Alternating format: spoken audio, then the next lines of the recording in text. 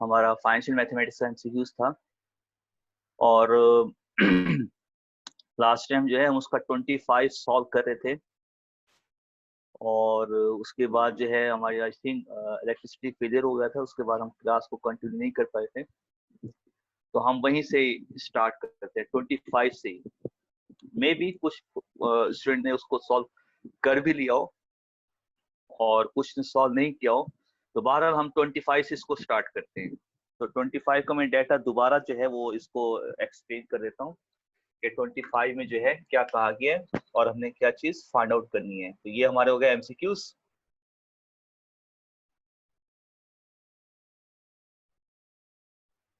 Financial mathematics. इसका question number है 25। First of all हम इसका डाटा कलेक्ट कर लेते हैं। इसमें ये कहा गया the rate of simple interest on a sum of money is 6% per annum for first 3 years। ये FIR लिखा हुआ है, ये मिस्टेक है टाइपिंग की। ये FIR नहीं है, ये FOR है, फॉर। तो सिंपल इंटरेस्ट दिया हुआ है 6%।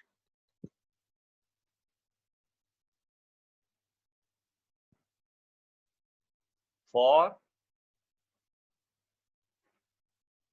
n is equals to 3 years।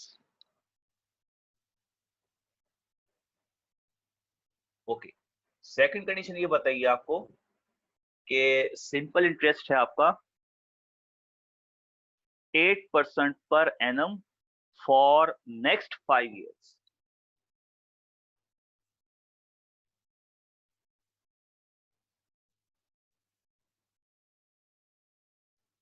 अच्छा, ये फर्स्ट 3 years हो गए, ये नेक्स्ट 5 years हो गए, और तीसरी कंडीशन ये बताइए आपको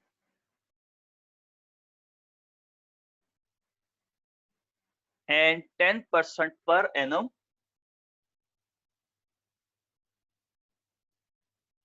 for remaining.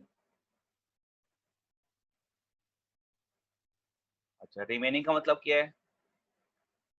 Total time period है हमारे पास। If the total interest for a total period of 10 years, तो 5 + 3 8 हो गए। तो रिमेनिंग ईयर्स कितने बन जाएंगे? टोटल 10 है ना, तो रिमेनिंग कितने बचेंगे? 5 + 3 8 हो गया, बाकी 2 रिमेनिंग बचेंगे। ये डाटा दिया हुआ है हमें।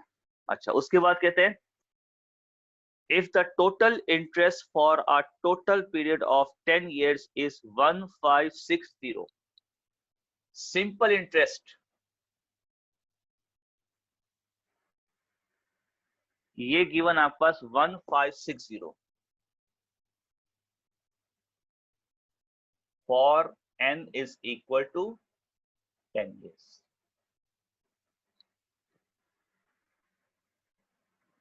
और उसने आपसे क्या पूछा है? what is the sum of amount? what is the sum of amount? that is principal amount।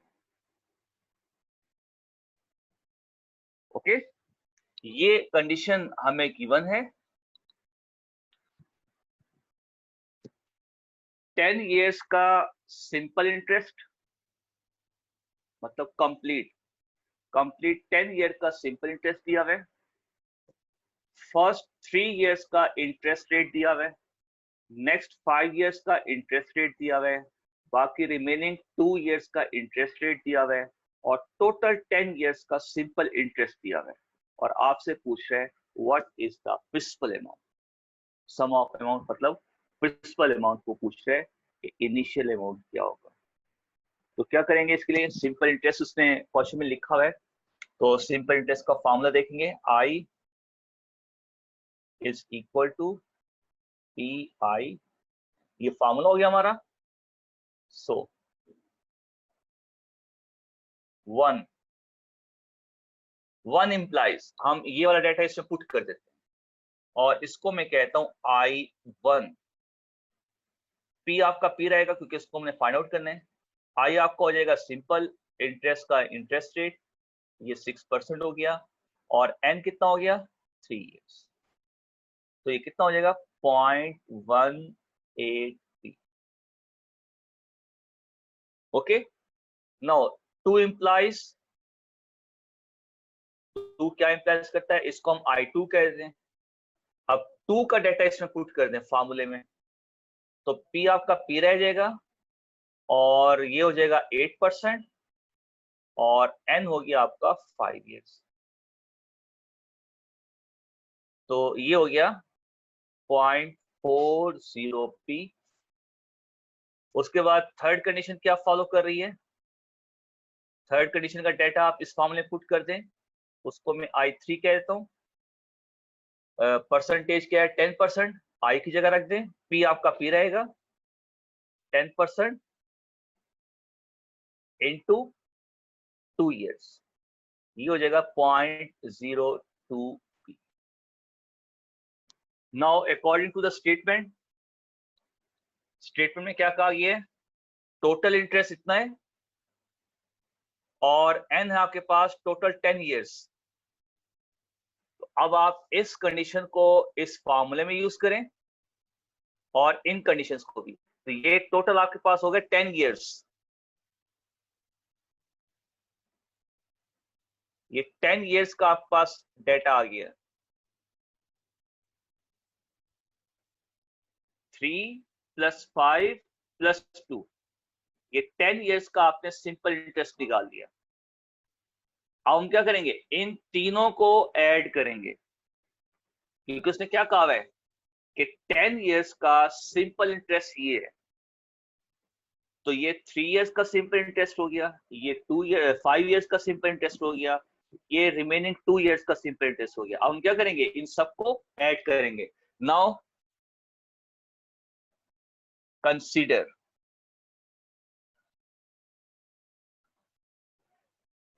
I1 plus I2 plus I3 is equals to 1560।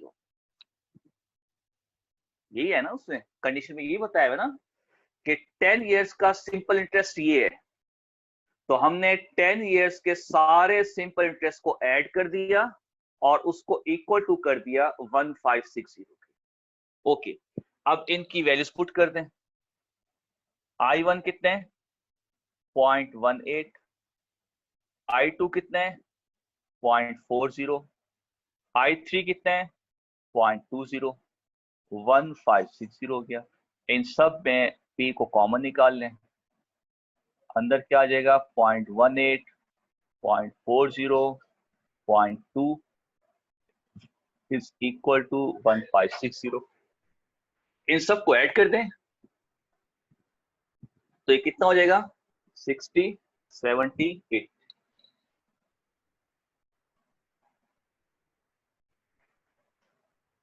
यहां से आप निकाल,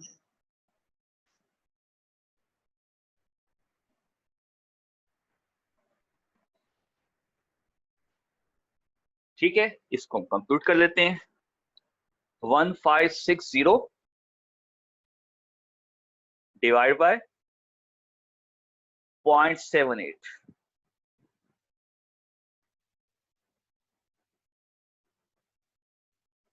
तो ये आपके पास आंसर आ गया 2000।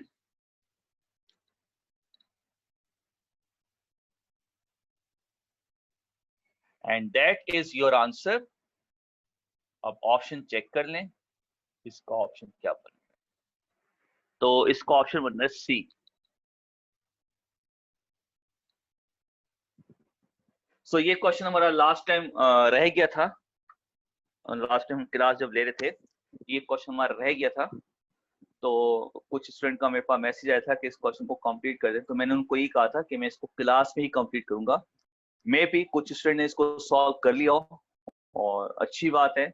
अगर जिसने नहीं किया तो फिर मैंने जो है ये डिसाइड किया था कि मैं इसी क्वेश्चन से स्टार्ट करूंगा। ओके जी, ये आपका 25 हो गया।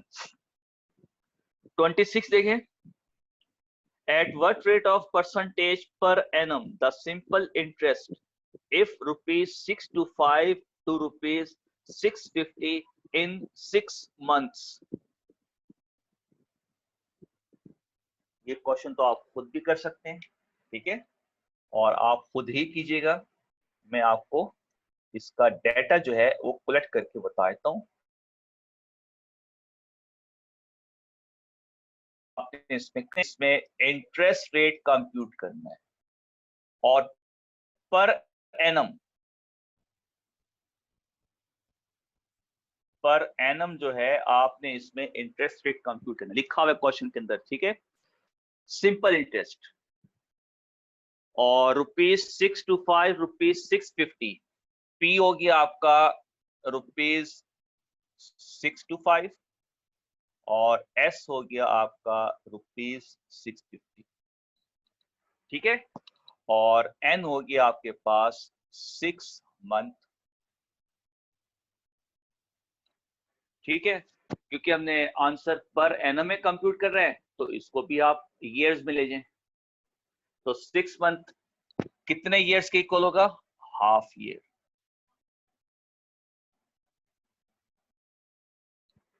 सिक्स मंथ हाफ ईयर होता है ना, तो मैंने एन को ईयर्स में लिख दिया क्योंकि मुझे इंटरेस्ट रेट ईयर्स में निकालने हैं, तो मैंने यहाँ पे एन को ईयर्स में लिख दिया। ओके, अब आप ये वाला फार्मूला यूज करके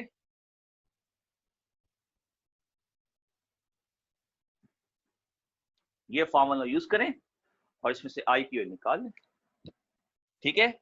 ये आप खुद कर सकते हैं क्योंकि इस टाइप का क्वेश्चन हमने पहले सॉल्व किया हुआ है। ये मैं यहाँ पे लिख भी देता हूँ, डू योर सेल्फ, ठीक है। ये क्वेश्चन फर्दर आप खुद इसमें डाटा पुट करके सॉल्व कर लीजिएगा।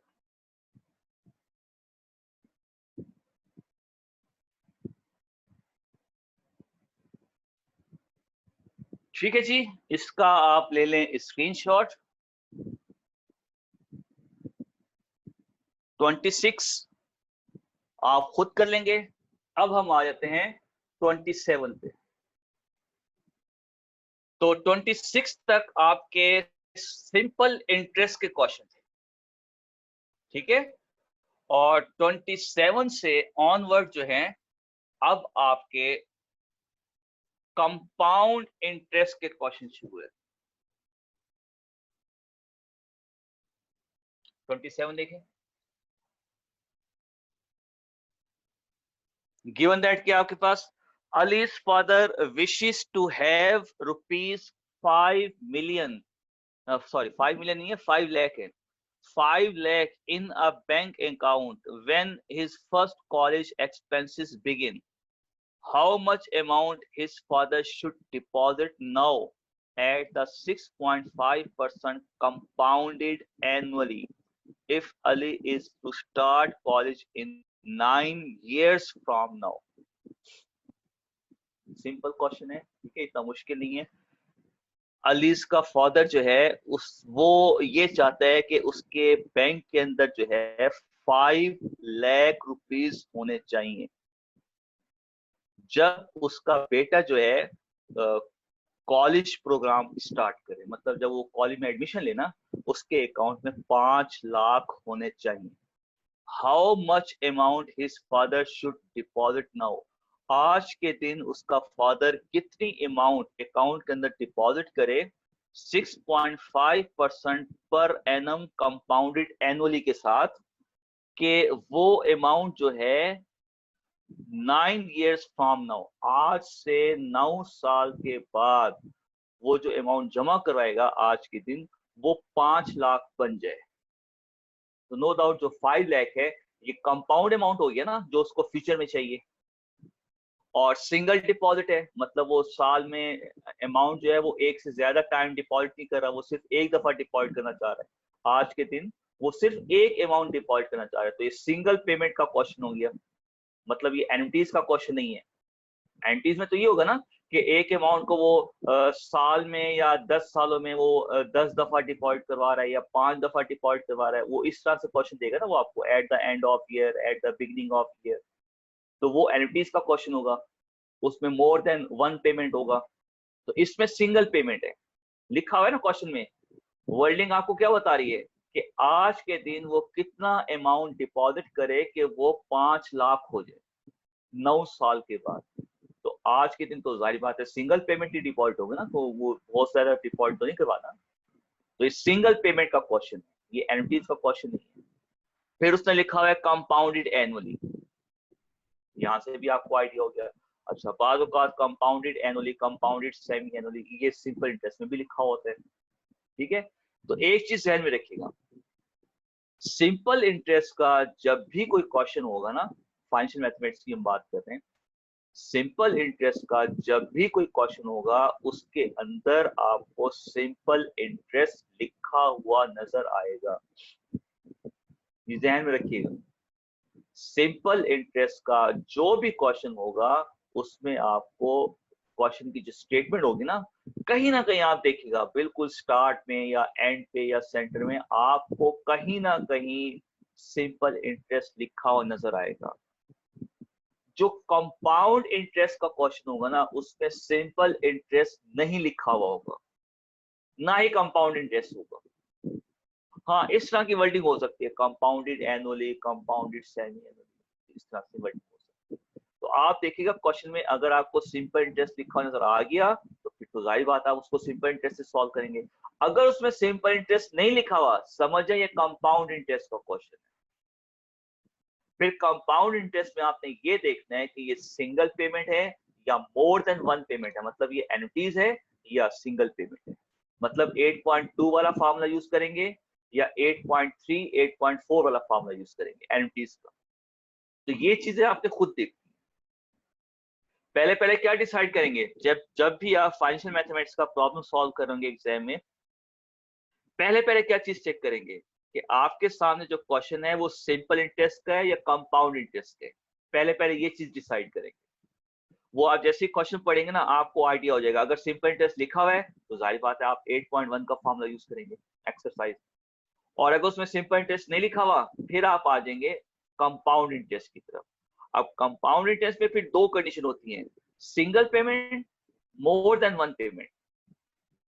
मोर देन वन पेमेंट का मतलब हो गया एन्युटीज और सिंगल पेमेंट का मतलब हो गया 8.2 एक्सरसाइज। तो एन्युटीज अगर है तो आप 8.3, 8.4 के फार्मूले में आ जाएंगे। फिर आप एन्युटीज में ये देखेंगे कि आपको अमाउंट फ्यूचर में कैश करनी है या कोई लोन की कंडीशन है। अगर फ्यूचर में कैश करना है तो 8.3 का फार्मूला, अगर लोन की कंडीशन है, मॉर्गेज लोन है तो 8.4 का फार्मूला। ये इस तरह से आप अपने क्वेश्चन को कैटेगराइज करेंगे।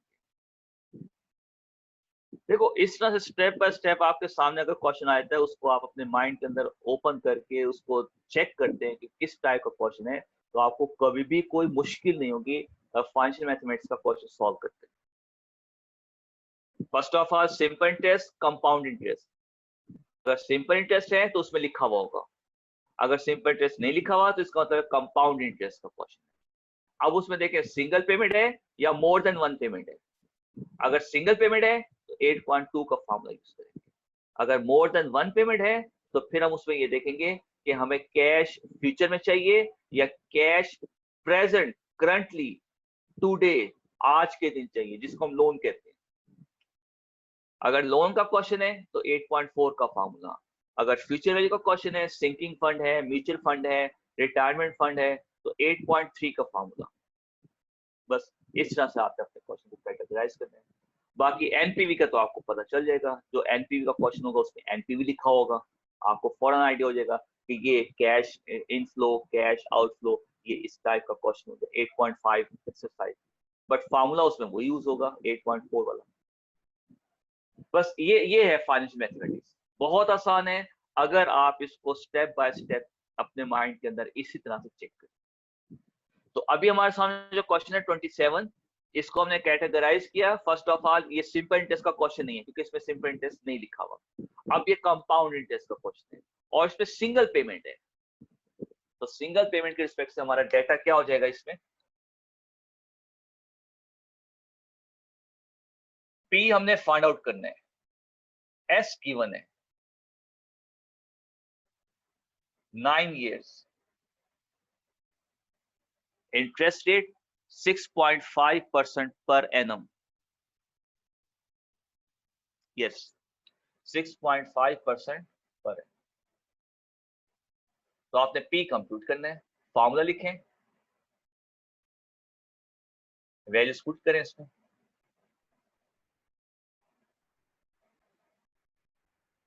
Six 6.5% raise to the power, इसको सॉल्व करके यहां से पी कंप्यूट करते हैं। ठीक है, ये अब आप खुद कर लीजिए। 28 देखें, first investment plan is 5% per year compounded quarterly, and the second investment plan is 5.10% per year simple interest. Which plan is better? Hints भी दिया हुआ है। हिंट्स तो खैर मैंने लिखा हुआ है यहाँ पर, बट एग्जाम में अगर ये क्वेश्चन आता है आपके सामने तो हिंट्स आपके पास गिवन नहीं होगा, तो हिंट्स आपने खुद जो है वो देखना है।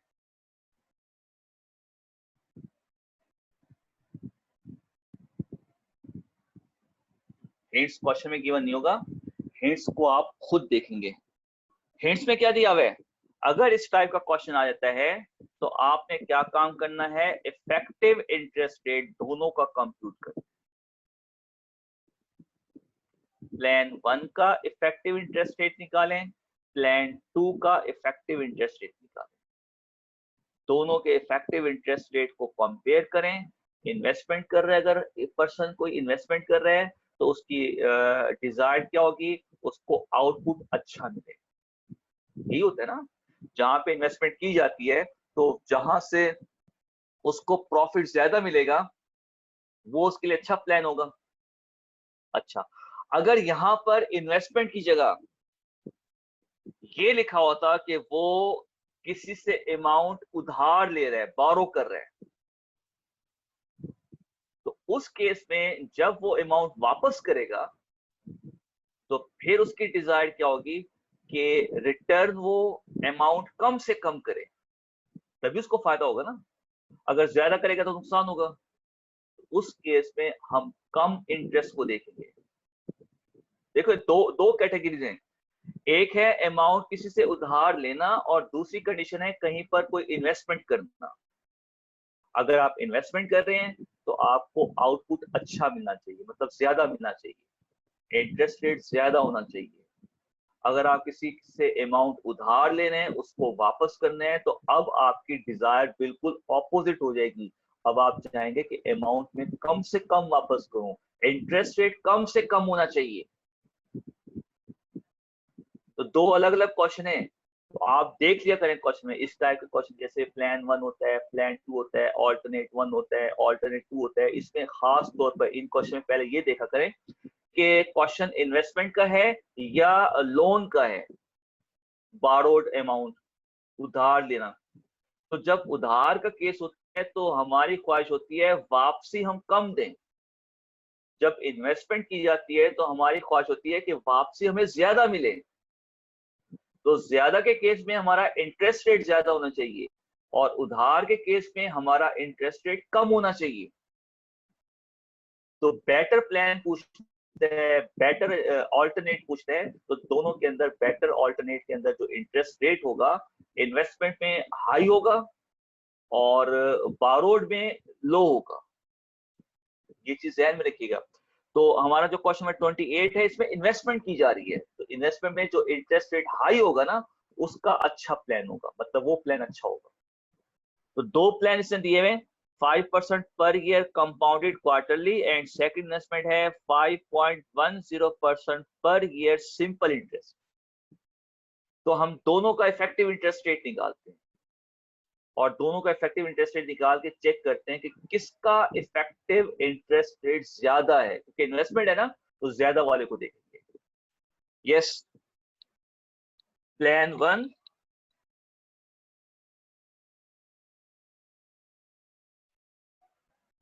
And plan 2। प्लान 1 में आपका इंटरेस्ट रेट जो दिया हुआ है वो कितना है, 5% पर एनम और कंपाउंडेड क्वार्टरली। इसका हम निकालते हैं इफेक्टिव इंटरेस्ट रेट, उसको हम आर के साथ लिखते हैं। फार्मूला आपको याद होगा, हमने 8.2 के अंदर उसको यूज किया था, ये फार्मूला था। तो इस फार्मूले में आई को पुट करें 5%, और एम क्या होगा, क्वार्टरली के रिस्पेक्ट से 4 हो जाएगा। तो इफेक्टिव इंटरेस्ट रेट क्या हो जाएगा यहाँ पर, 1 + 0.05 divide by 4 raise to the power 4 minus 1। यहां से आर निकाल लें जी। 0.05 डिवाइडेड बाय 4, और इसमें कर दें आप +1, और इसकी पावर आप ले लें 4, और इसमें से -1 कर दें, और इसको 100 से मल्टीप्लाई कर दें।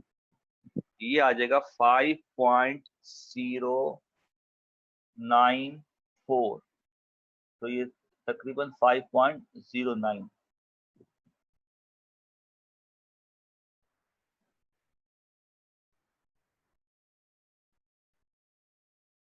%। ये हमारा आ गया इफेक्टिव इंटरेस्ट रेट। प्लान 2 में जाएंगे। प्लान 2 का इंटरेस्ट रेट क्या दिया हुआ है, हाँ 5.10%।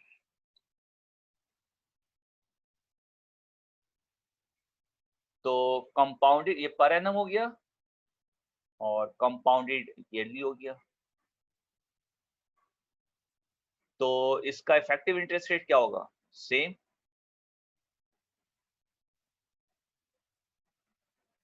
तो इसमें कंपाउंडेड ईयरली है, M1 हो जाएगा।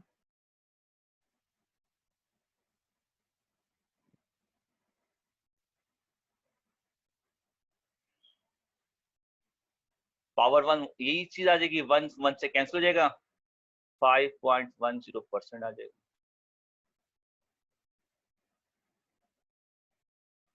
मैंने बताया था ना, ईयरली के लिए M को 1 लेते हैं। तो आप देखें कौन सा प्लान बेटर है, जाहिर बात है प्लान 2 बेटर है। तो प्लान 2 को टिक कर दें। प्लान 2 का इंटरेस्ट रेट ज्यादा है, प्लान 1 का कम है। बी ऑप्शन हो जाएगा इसका।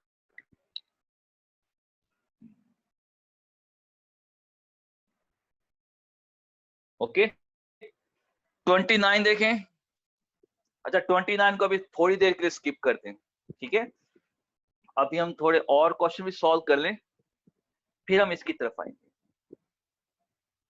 क्योंकि इसके अंदर थोड़ी सी लॉजिक हमने जो यूज करनी है ना, वो थोड़े से क्वेश्चन सॉल्व कर लें, फिर हम इसकी तरफ आएंगे, फिर वो लॉजिक आपको सही तरह से समझ भी आ जाएगी।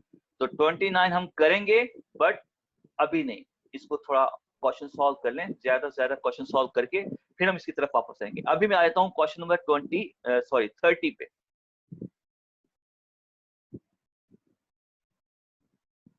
क्वेश्चन नंबर 30 आपके पास,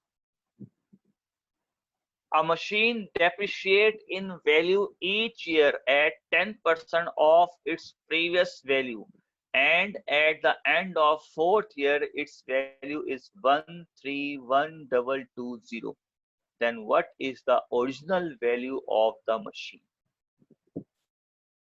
एक मशीन है, वो डेप्रिशिएट कर रही है, उसकी वैल्यू डेप्रिशिएट कर रही है। डेप्रिसिएशन का मतलब आपको आई थिंक आइडिया होगा। डेप्रिसिएशन क्या होता है, हमने मैथमेटिक्स में ही पढ़ा था, फाइनेंशियल अपने चैप्टर 2 में, चैप्टर 2 के मैथमेटिक्स के अंदर जो है, चैप्टर 2 में हमने पढ़ा था डेप्रिसिएशन रेट क्या होता है। डेप्रिसिएशन रेट क्या होता है, वैल्यू ऑफ मशीन क्या होती है, machine of value of the machine जो है जब टाइम के साथ साथ डिक्रीज होती है, तो उसको हम डेप्रिसिएशन कहते हैं। डेप्रिशिएट के अंदर टाइम इंक्रीज होता है, वैल्यू ऑफ मशीन जो है वो डिक्रीज होती है। ओके, इसमें उसने कहा है कि 4 साल के बाद एक मशीन की वैल्यू 131,220 हो जाती है। आप ये बताएं कि उस मशीन की ओरिजिनल वैल्यू क्या थी। एक मशीन है उसकी वैल्यू 4 साल के बाद 131220 हो जाती है। उस मशीन की ओरिजिनल प्राइस क्या थी? तो इस केस में देखें, अगर हम इस क्वेश्चन को देखते हैं तो इस केस में हमारे पास जो प्रिंसिपल अमाउंट होता है जिसको हम इनिशियल वैल्यू कहते हैं, अगर हम इस क्वेश्चन को देखते हैं 27 को, नो डाउट अगर अली का फादर जो है आज के दिन कोई अमाउंट डिपॉजिट करता है तो वो 9 साल के बाद इतनी हो जाएगी, उसमें इंटरेस्ट रेट अप्लाई होगा ना, तो एक अमाउंट 9 साल के बाद इतनी हो जाएगी।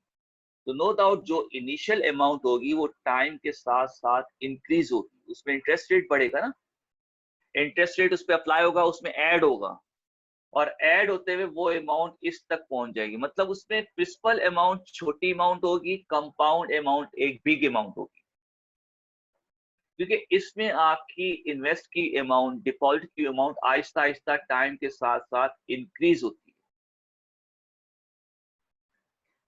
30th के अंदर आपकी जो मशीन की ओरिजिनल प्राइस है वो टाइम के साथ साथ डिक्रीज हो रही है, डेप्रिसिएशन है ना, डिक्रीज हो रही है। तो आपका कंपाउंड अमाउंट जो होगा वो प्रिंसिपल अमाउंट से कम होगा टाइम के साथ साथ। जब इंक्रीज हो रहा है तो हम आई को ऐड करते हैं, और जब डिक्रीज होगा तो फिर क्या होगा, हम आई को माइनस करेंगे। ठीक है ना, एक सिंपल एक चीज है। ये प्रिंसिपल अमाउंट है, इसका ये परसेंटेज हो गया प्रिंसिपल अमाउंट। अब अगर अमाउंट बढ़ेगी तो ये इसमें ऐड हो जाएगा, अगर अमाउंट कम होगी तो ये इसमें से माइनस हो जाएगा। यही होगा ना भाई, अमाउंट जब बढ़ती है तो क्या होता है, प्रिंसिपल अमाउंट का जो भी परसेंटेज होता है 5%, 10%, 15%, वो उसमें ऐड हो जाता है। प्रिंसिपल प्लस इंटरेस्ट वो बन जाता है कंपाउंड अमाउंट।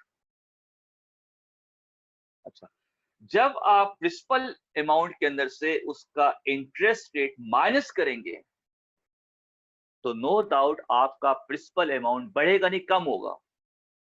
तो डेप्रिसिएशन के रेट के अंदर आपका प्रिंसिपल अमाउंट जिसको हम ओरिजिनल वैल्यू कहते हैं वो आपकी डिक्रीज हो रही है।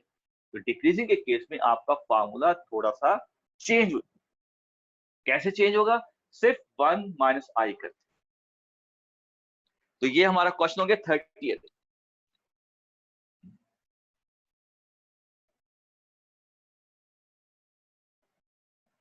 हमने प्रिंसिपल अमाउंट कंप्यूट करने हैं, कंपाउंड अमाउंट उसने आपको बता दिया। 4 साल के एंड में मशीन की वैल्यू कितनी हो जाती है, 131220। 4 साल के एंड पे किस इंटरेस्ट रेट के साथ, किस डेप्रिसिएशन रेट के साथ, 10% पर एनम।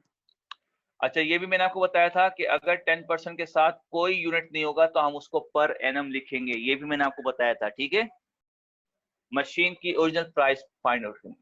अब हम ये वाला फॉर्मूला यूज करेंगे यहाँ पर, बस इसमें अब आप पुट कर दें और पी निकाल लें यहाँ से।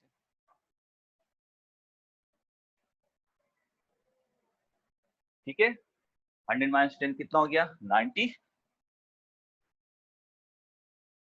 90%,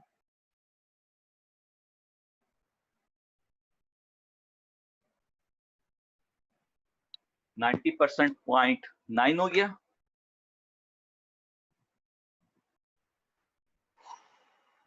90% ये हो गया आपका 0.9, इसकी पावर 4 ले लें,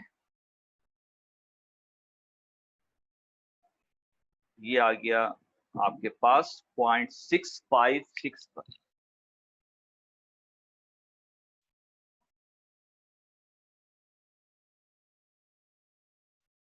यहां से आप मशीन की ओरिजिनल प्राइस कंप्यूट कर लें।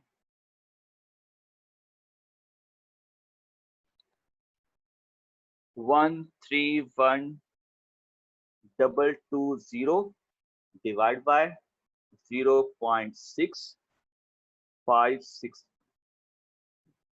ये आ गया आपके पास 2 लाख।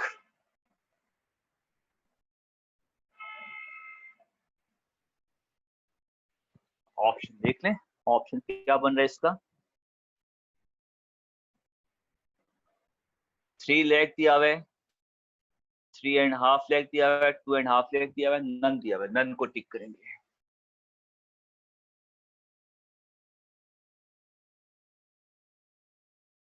ये आपका क्वेश्चन नंबर 30th हो गया। इसका ले लें आप स्क्रीनशॉट।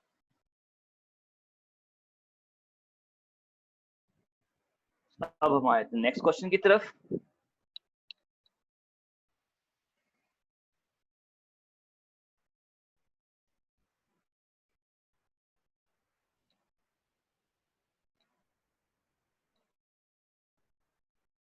ओके, नेक्स्ट क्वेश्चन हमारा 31।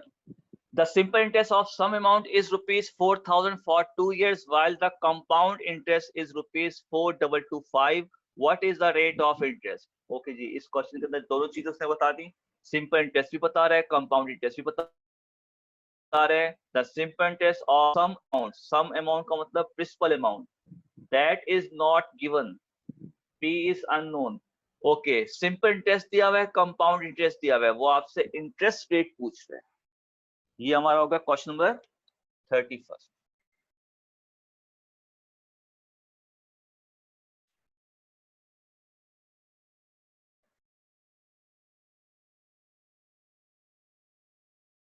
तो इसमें हमारे पास दो किस्म के डाटा हो गए ना, एक सिंपल इंटरेस्ट का डाटा हो गया, एक कंपाउंड इंटरेस्ट का डाटा हो गया। ओके, सिंपल इंटरेस्ट दिया हुआ है कितना, 4,000। कितने साल के लिए, 2 साल के लिए। इसमें पी जो है अननोन है। अच्छा, कंपाउंड इंटरेस्ट कितना दिया हुआ है, 4,225। कितने साल के लिए, वही 2 साल। और इसमें भी पी अननोन है। What is the rate of interest, आपने आई कंप्यूट। ओके, सिंपल इंटरेस्ट का फॉर्मूला क्या होता है,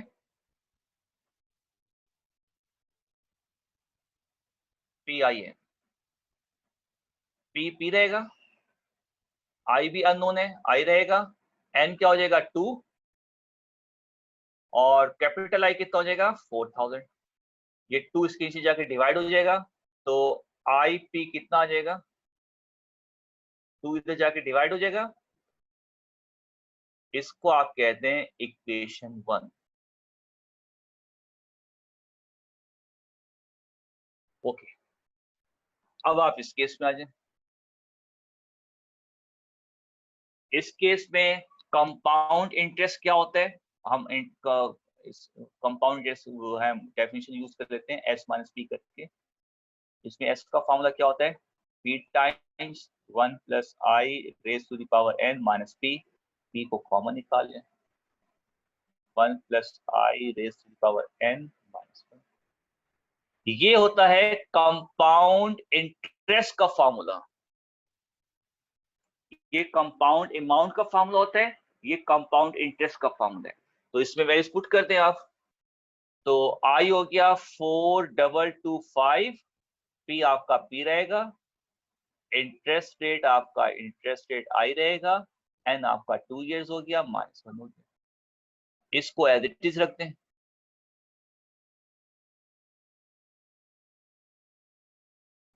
इसको इक्वेशन 2 कहते हैं। Now dividing equation number 2 by equation number 1। 2 की लेफ्ट हैंड साइड, 1 की लेफ्ट हैंड साइड मतलब 2,000। 2 की राइट हैंड साइड,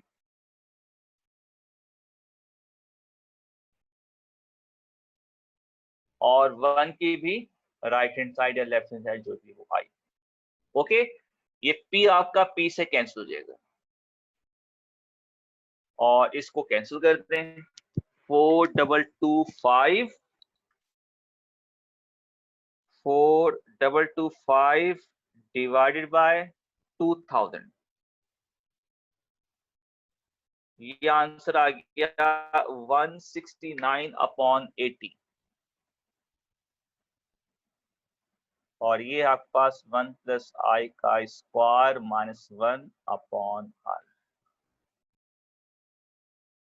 ठीक है जी, क्रॉस मल्टीप्लाई कर लें यहां पर 169i इक्वल्स टू हो जाएगा 80 टाइम्स 1 प्लस आई का स्क्वायर माइनस 1। ठीक है, मैंने इसको क्रॉस मल्टीप्लाई कर दिया। 80 को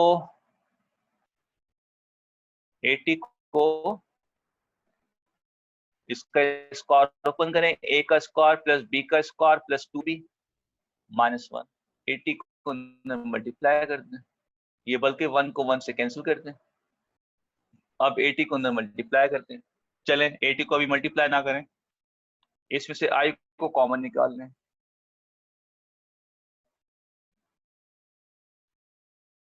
ये i आपका i से कैंसिल हो जाएगा।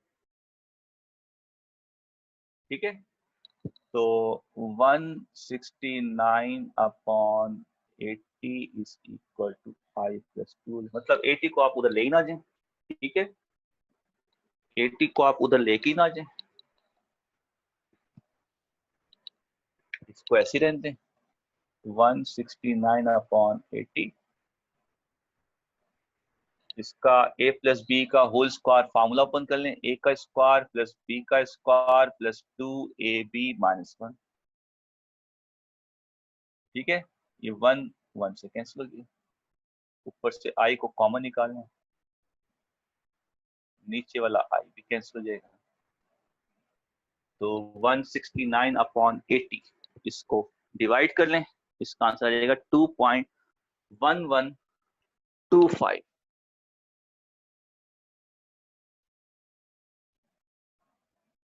2 को दूसरी तरफ ले जाएं, 2.1125 माइनस 2 हो जाएगा 0.1125 हो जाएगा।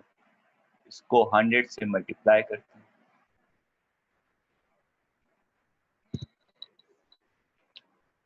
ऑप्शन देख 11.25%।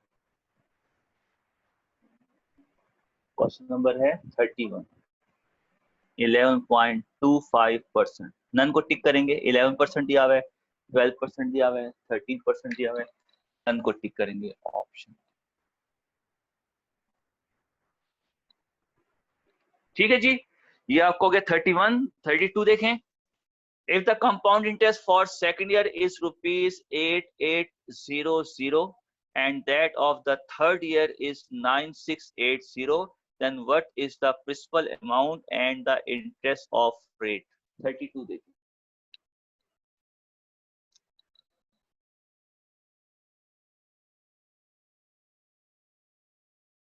32 में आपको दो किस्म के डेटा दिए हुए, डेटा 1,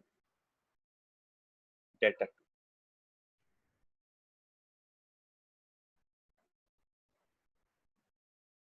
डेटा 1 में क्या कहा गया? If the compound interest for second year, and 2 हो गया और एस हो गया 8800। interest rate is unknown and P is unknown. Okay, and that of third year is 9680.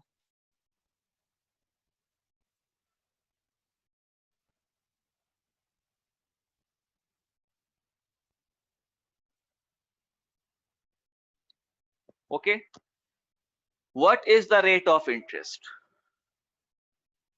Then what is the principal amount and the rate of interest? मतलब ये दोनों values आपने find out, दोनों।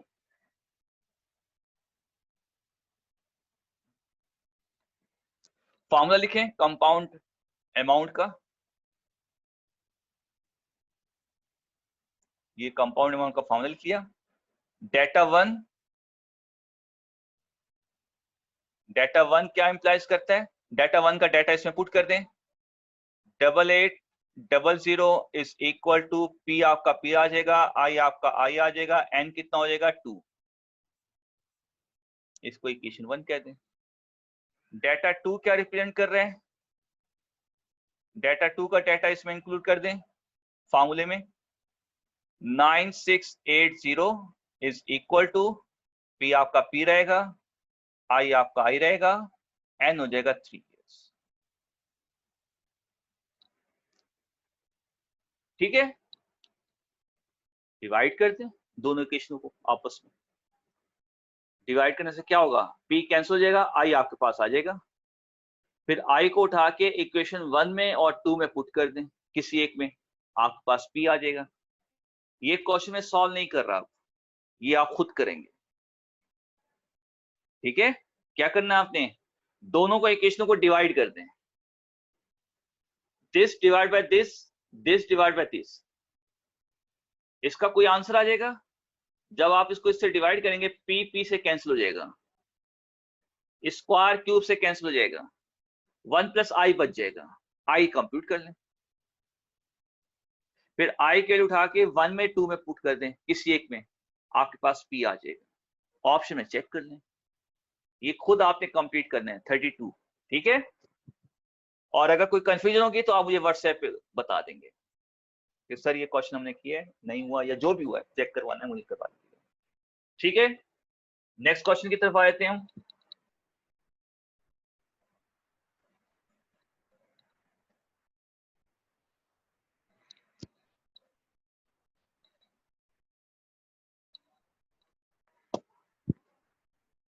नेक्स्ट क्वेश्चन है हमारा 33। If the 12% rate of interest is given compounded monthly, then what is the rate of effective? खुद कर लेंगे आप 33। ठीक है, 33 आप खुद कर लेंगे। नॉमिनल इंटरेस्ट रेट गिवन है आपके पास 12% और कंपाउंडेड है मंथली।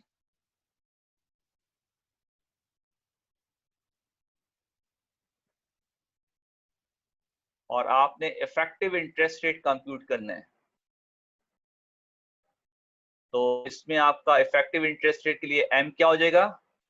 12, आई दिया हुआ है, एम दिया हुआ है, वैल्यूज पुट करके आर कंप्यूट कर लें। ये आप खुद सॉल्व कर लेंगे। 34 देखें,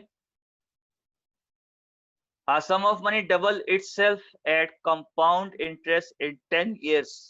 In how many years will it becomes 8 times? इस टाइप का क्वेश्चन हमने पहले भी सॉल्व किया है। ठीक है, अगर आपको याद हो, हमने इस टाइप का क्वेश्चन पहले भी सॉल्व किया है, मगर वो क्वेश्चन हमने सिंपल इंटरेस्ट के रिस्पेक्ट से सॉल्व किया था, क्योंकि उस क्वेश्चन में अगर आप देखेंगे तो उसमें आपको सिंपल इंटरेस्ट लिखा हुआ नजर आएगा। इसमें लिखा हुआ नजर नहीं आ रहा सिंपल इंटरेस्ट, तो लिखा हुआ नजर नहीं आ रहा, तो इसका क्या मतलब हुआ? ये कंपाउंड इंटरेस्ट का क्वेश्चन है। तो 34 देखें क्या है इसमें, और ये देखें इस टाइप के क्वेश्चन आते हैं एग्जाम में। A sum of money double itself, let P is equal to P, then S कितना हो जाएगा? 2P at compound interest in 10 years, N आपका 10 years हो गया। In how many years will it becomes 8 times?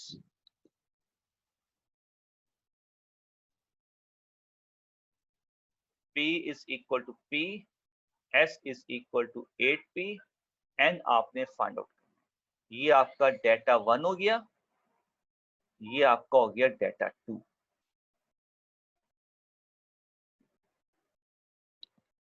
यहां से हम इंटरेस्ट रेट कंप्यूट करेंगे और as it is interest rate को यहां पे यूज करेंगे और फिर इसको सॉल्व करेंगे। तो पहले इसको सॉल्व करते हैं, इसका आई निकालते हैं।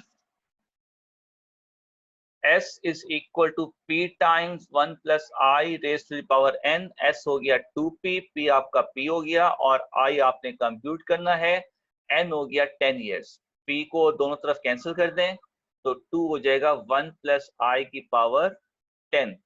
10 दूसरी तरफ चला जाएगा, ये 2 की पावर बन जाएगा 1/10। तो 2 की पावर 1/10 इसको निकाल लें। 2 की पावर 0.1, ये कितना हो गया 1.07।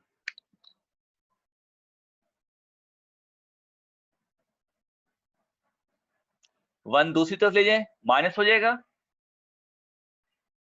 आई हो गया 0.07। इसको परसेंटेज में ले आए बेशक 7%। अब आपने इसको 7% अज्यूम कर देना, ठीक है।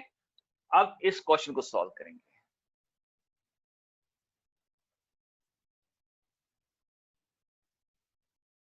दोबारा फार्मूला अप्लाई करेंगे। S को रखेंगे 8P, P को P, I को ले लेंगे 7%। अब हमने N कंप्यूट करना है, तो P तो P से कैंसिल हो गया, 8 आपके पास हो गया 0.07, ये हो गया 1.07।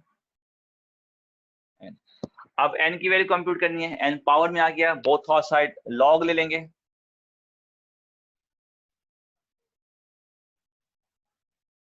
N log 1.07, यहां से N क्या होगा log 8 डिवाइड बाय log 1। अच्छा, लास्ट टाइम ग्रुप के अंदर एक क्वेश्चन आया था, वो बार बार स्टूडेंट मुझसे क्वेश्चन पूछा था, what is the value of log x। भाई जब तक मुझे x नहीं पता होगा मैं log x कैसे कंप्यूट कर सकता हूँ? इसकी तो वैल्यू कोई भी कंप्यूट नहीं कर सकता जब तक आप मुझे ये नहीं बताएंगे कि x 1 है, 2 है, 3 है, 0 है, -3 है, 1/2 है, 1/3 है, कुछ भी है x। जब तक आप मुझे x नहीं बताएंगे कि मैं log x कैसे कंप्यूट कर सकता हूँ। वो मुझसे बार बार पूछ रहा है log x की वैल्यू क्या होगी, log x की। भाई मुझे बताओ x क्या है, x की वैल्यू क्या है। देखो log क्या चीज है, मैंने बताया था आपको, लॉगरिथम्स का मतलब होता है किसी एलिमेंट की पावर को कंप्यूट करना। जैसे जैसे ये चीज लिखी है, मुझे इसकी पावर कंप्यूट करना है जिसका आंसर 8 आ जाए। मुझे पावर को कंप्यूट करना है कि मैं इसकी पावर क्या लूं कि आंसर 8 आ जाए। मैं लॉग अप्लाई करता हूं, ये देखिए ये n किसके इक्वल होगा log 8 अपॉन log 1.0। मतलब कोई मुझे वैल्यू बताएंगे तो log निकलेगा ना। अब आप मुझे बता रहे हो log x की वैल्यू बता रहे हैं क्या होगी, तो मैं log x की तो वैल्यू फाइंड आउट ही नहीं कर सकता। जब तक मुझे x नहीं पता होगा मैं log x कैसे कंप्यूट करूंगा। तो मैं उसको बता रहा हूँ कि log x का कोई मतलब नहीं है, मुझे बताओ कि log x x की जगह क्या है। वो फिर उसने फिर दोबारा वही क्वेश्चन टाइप कर दिया log x की वैल्यू बता दें। मैं कैसे बताऊं log x की वैल्यू क्या होगी। आप क्वेश्चन को दोबारा देखें, जो क्वेश्चन आप मुझसे पूछ रहे हैं वो दोबारा देखें और देखें कि उसमें x क्या दिया हुआ है। इस तरह से तो मैं कंप्यूट ही नहीं कर सकता। या मुझे पूरा क्वेश्चन बताएं, मुझे पूरा क्वेश्चन बताएं कि उसमें आपने करना क्या है। वो सिंपल मुझे एक SMS कर रहा है, सर log x की वैल्यू क्या होती है। मैं कैसे बताऊं log x क्या होता है, जब तक मुझे x नहीं पता होगा मैं कैसे कंप्यूट कर सकता हूँ। तो log का मतलब होता है किसी एलिमेंट की पावर को कंप्यूट करना। तो पावर कंप्यूट करने के लिए आप इसका log लेंगे, इसका log लेंगे, ये आपके पास पावर आ जाएगी। तो कंप्यूट करें जरा, log 8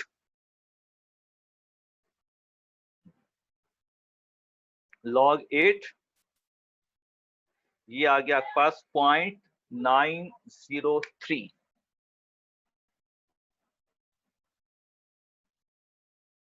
और log 1.07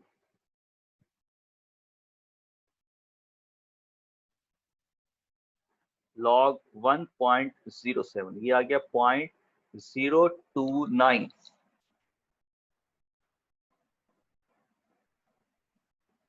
यहां से n निकाल 0.903 डिवाइड बाय 9 ये आपके पास आंसर आ गया 31.14 मतलब इतने सालों के बाद उसकी जो अमाउंट है वो 8 टाइम्स हो जाएगी। तो इसका ऑप्शन देख लें, इसका ऑप्शन 10 दिया हुआ है, 20 दिया हुआ है, 30 दिया हुआ है। तो 31 नहीं है, नन को टिक करेंगे, option D.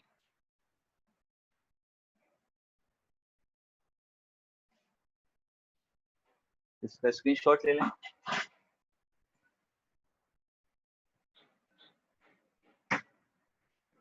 Okay, next question देखते हैं।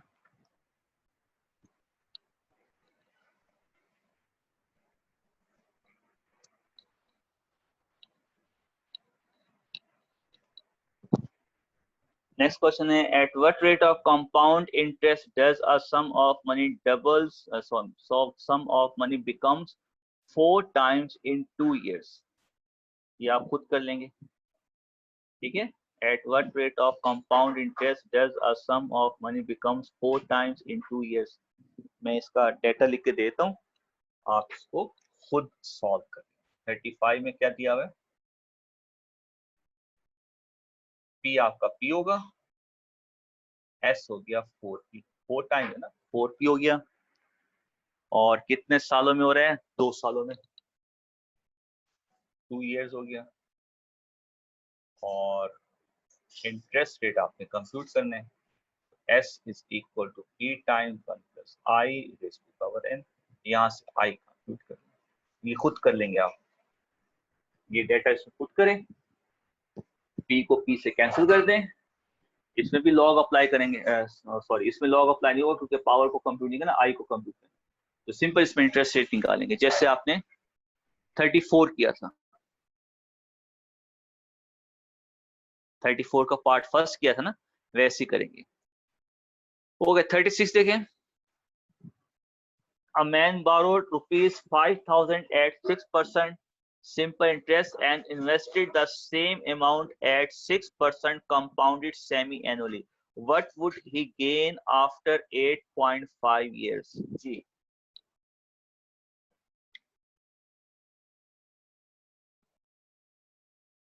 इसमें दो कंडीशन है, simple interest data 1 and compound interest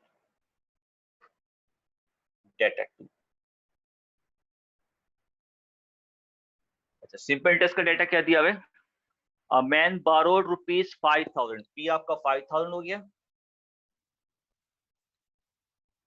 eight 6% simple interest, ये आपका 6% पर एनम सिंपल इंटरेस्ट हो गया।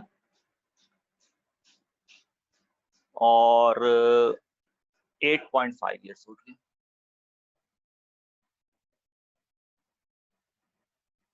ठीक है। कंपाउंड इंटरेस्ट में क्या दिया हुआ है,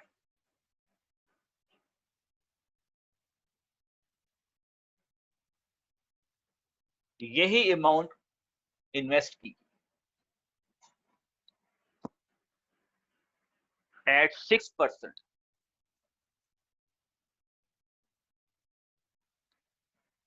कंपाउंडेड सेमी एनुअली।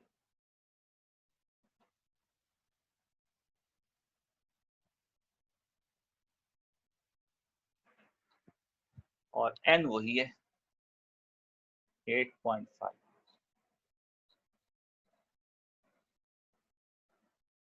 तो क्या करेंगे, हम दोनों का कंपाउंड अमाउंट निकाल लेते हैं। इसका कंपाउंड अमाउंट क्या होगा, P आपको हो गया 5000, इंटरेस्ट रेट हो गया 0.06, N हो गया 8.5। इसको सॉल्व कर लें। 8.5 इंटू 0.06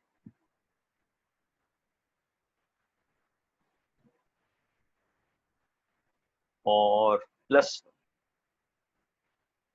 ये आंसर आ गया आपके पास। इसको मल्टीप्लाई कर दें 5000 के साथ, 7550।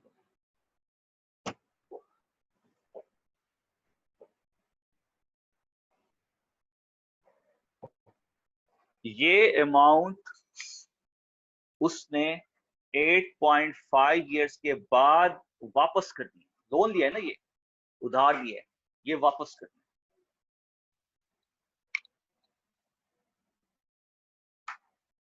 S is equal to P times 1 plus I raised to the power n। P आपका हो गया 5000, इंटरेस्ट रेट हो गया 0.06 डिवाइड बाय 2 और n हो गया 8.5 मल्टीप्लाई बाय 2, ये हो गया 70। इसको भी सॉल्व कर लें। 0.06 डिवाइड बाय 2 0.03 हो गया, 1.03 हो गया।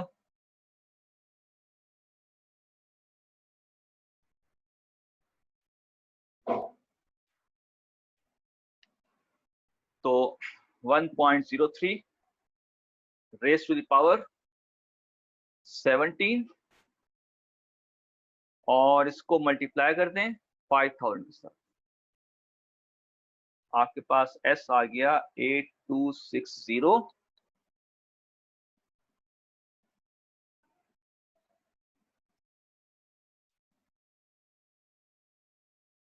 64.24। ओके, इतना अमाउंट उसने उधार लिया इस रेट के साथ, इतने साल के बाद उसने उसको वापस करना। इतने साल के बाद ये अमाउंट जब वो इस इंटरेस्ट रेट के साथ वापस करेगा तो वो अमाउंट इतना बनेगा। अच्छा, ये अमाउंट उसने कहीं पे इन्वेस्ट किया इस इंटरेस्ट रेट के साथ, तो ये जब इन्वेस्ट किया इतने सालों के बाद उसको इतना रिटर्न मिलेगा वहां से, ये उसको मिलेगा, ये उसने वापस करना है। तो इसमें से इसमें इसको माइनस कर देंगे, ये वापस करना है ना उसने, ये उसको मिल रहा है, ये उसको वापस करना है, तो ये अमाउंट इसमें से माइनस कर दें। उसके पास कितना बचेगा वो उसने आंसर पूछे, तो अब गेन निकाल लें इसका। 8260 64.24 माइनस ये अमाउंट 7550, गेन का मतलब उसके पास कितना बचेगा, इसको माइनस कर दें। 8264.24 माइनस 7550, ये आंसर आ गया आपके पास 714.24।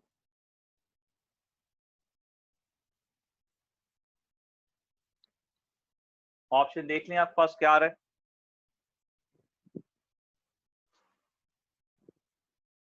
714.25 लिखा हुआ है, ठीक है, ऑप्शन डी को टिक कर।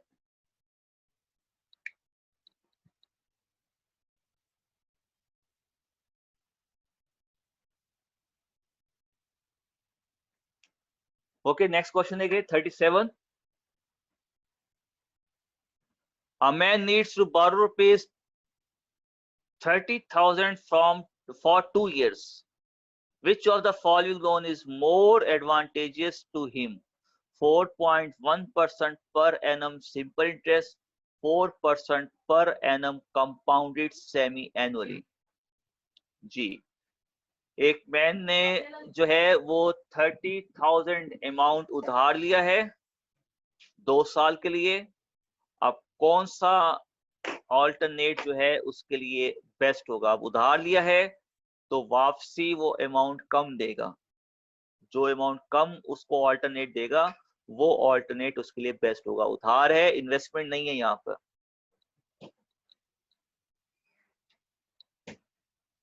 37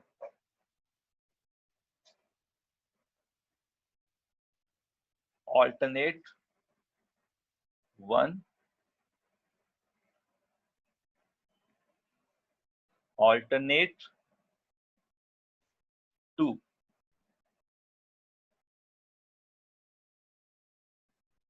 alternate 1 में क्या है, अमाउंट जो है उधार दिया वो कितनी है 30,000। कितने साल के लिए, 2 साल।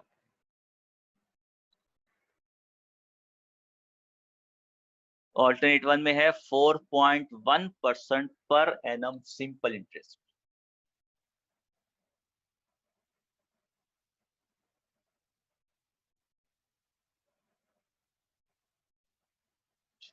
ऑल्टरनेट 2 में क्या है, सेम अमाउंट, कितने साल के लिए, 2 साल के लिए, और उसमें इंटरेस्ट रेट दिया हुआ है 4% per annum compounded semi annual.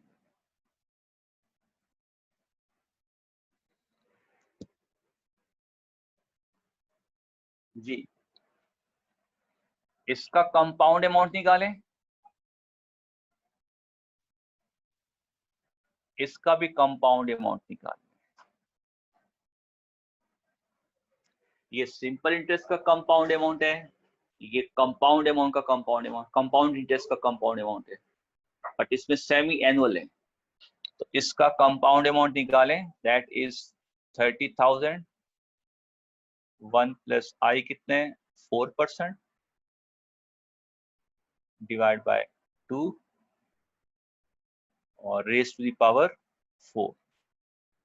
इसका कंपाउंड अमाउंट निकालें, 30,000 1 प्लस आई 0.041 अपॉन, अपॉन नहीं होगा क्योंकि इसमें एनुअली है, इनटू 2।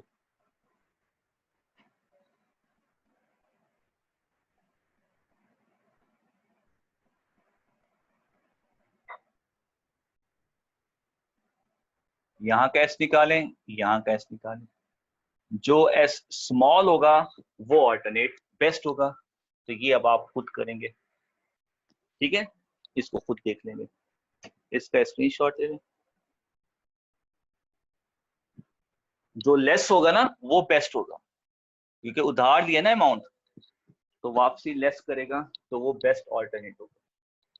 और अगर यही क्वेश्चन इन्वेस्टमेंट का होता तो फिर हम लेस वाले को बेस्ट नहीं कहते, फिर हम मोर वाले को बेस्ट कहते, ठीक है।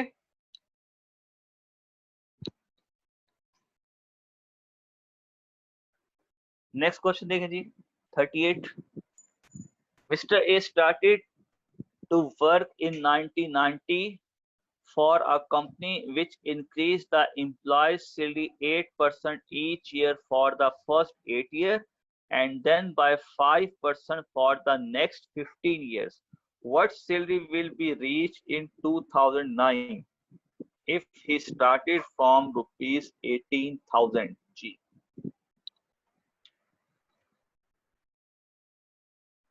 Given that क्या है,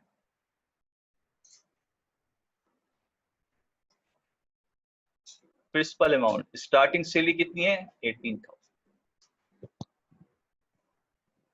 अच्छा, Mr. A started to work in 1990s for a company which increased the employees' salary 8% each year. Interest rate कितना हो गया 8% per annum each year for the first 8 years.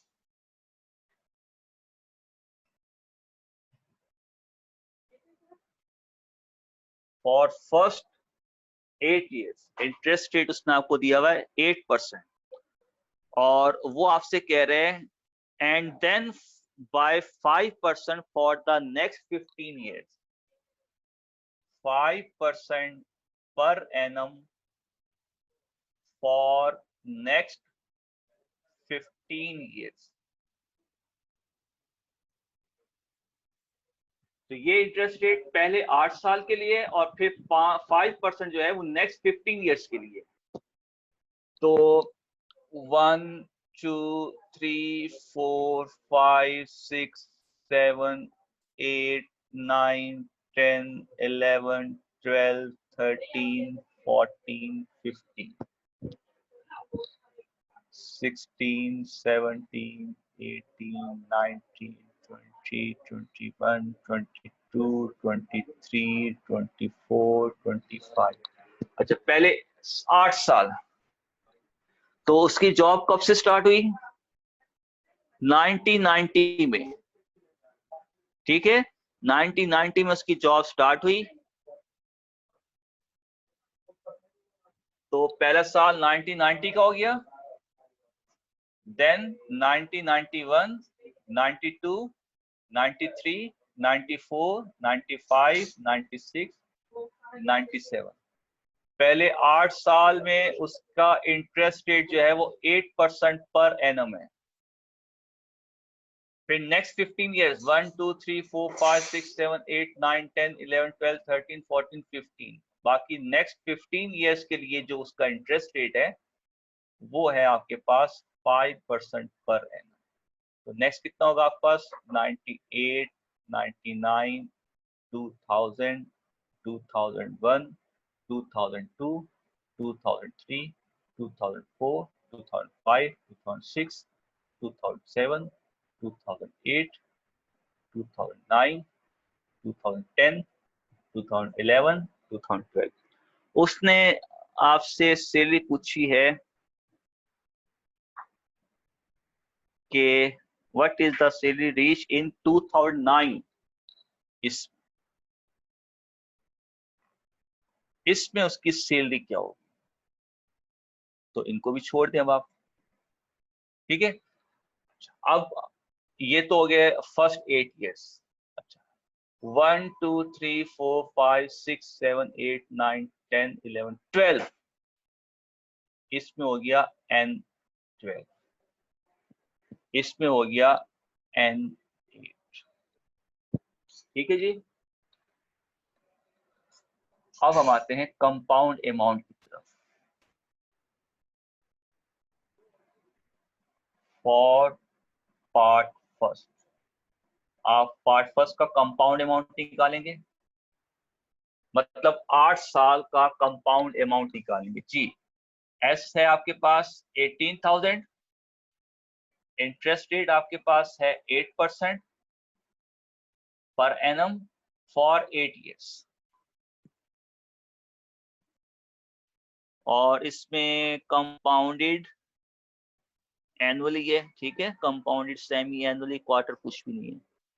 Okay, इसको कंप्यूट करके यहां से एस निकाल लें।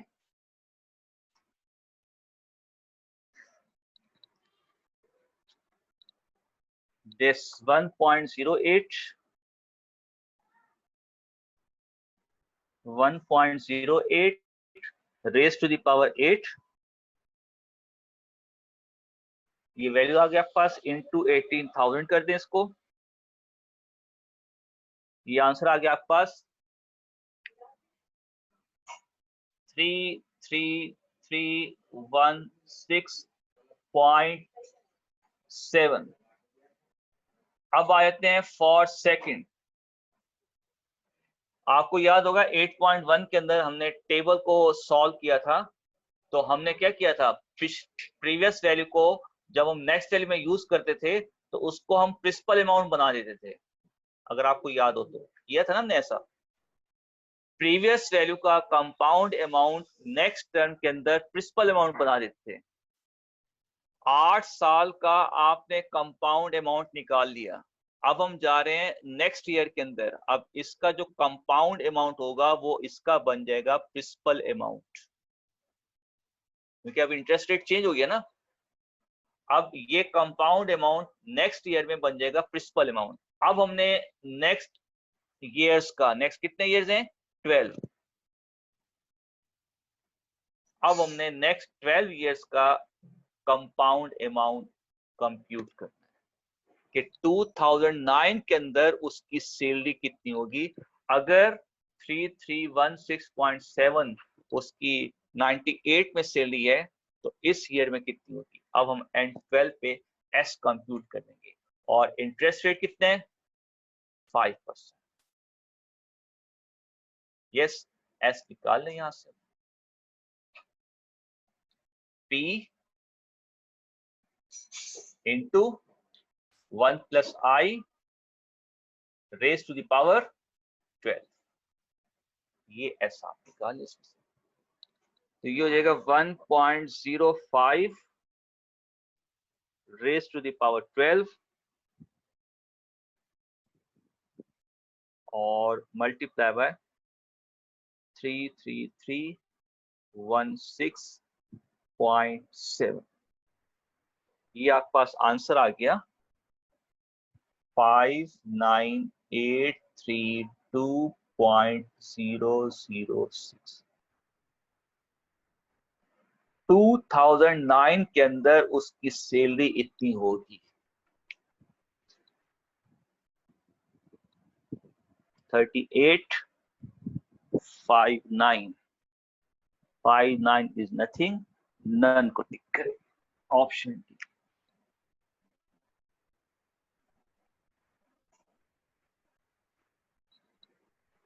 तो ये था आपका 38। 39 पे आएंगे। Ali deposited rupees 24,000 at 12% for 9 years. Find the amount of interest earned if interest is charged compounded daily and hourly. जी, ये आप कर लेंगे खुद, आपको मैं बता देता हूँ, हिंट से देता हूँ। 39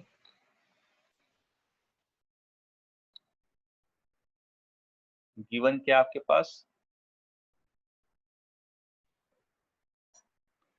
39 में given Ali deposit rupees 24,000 deposit किया तो ये प्रिंसिपल अमाउंट हो गया।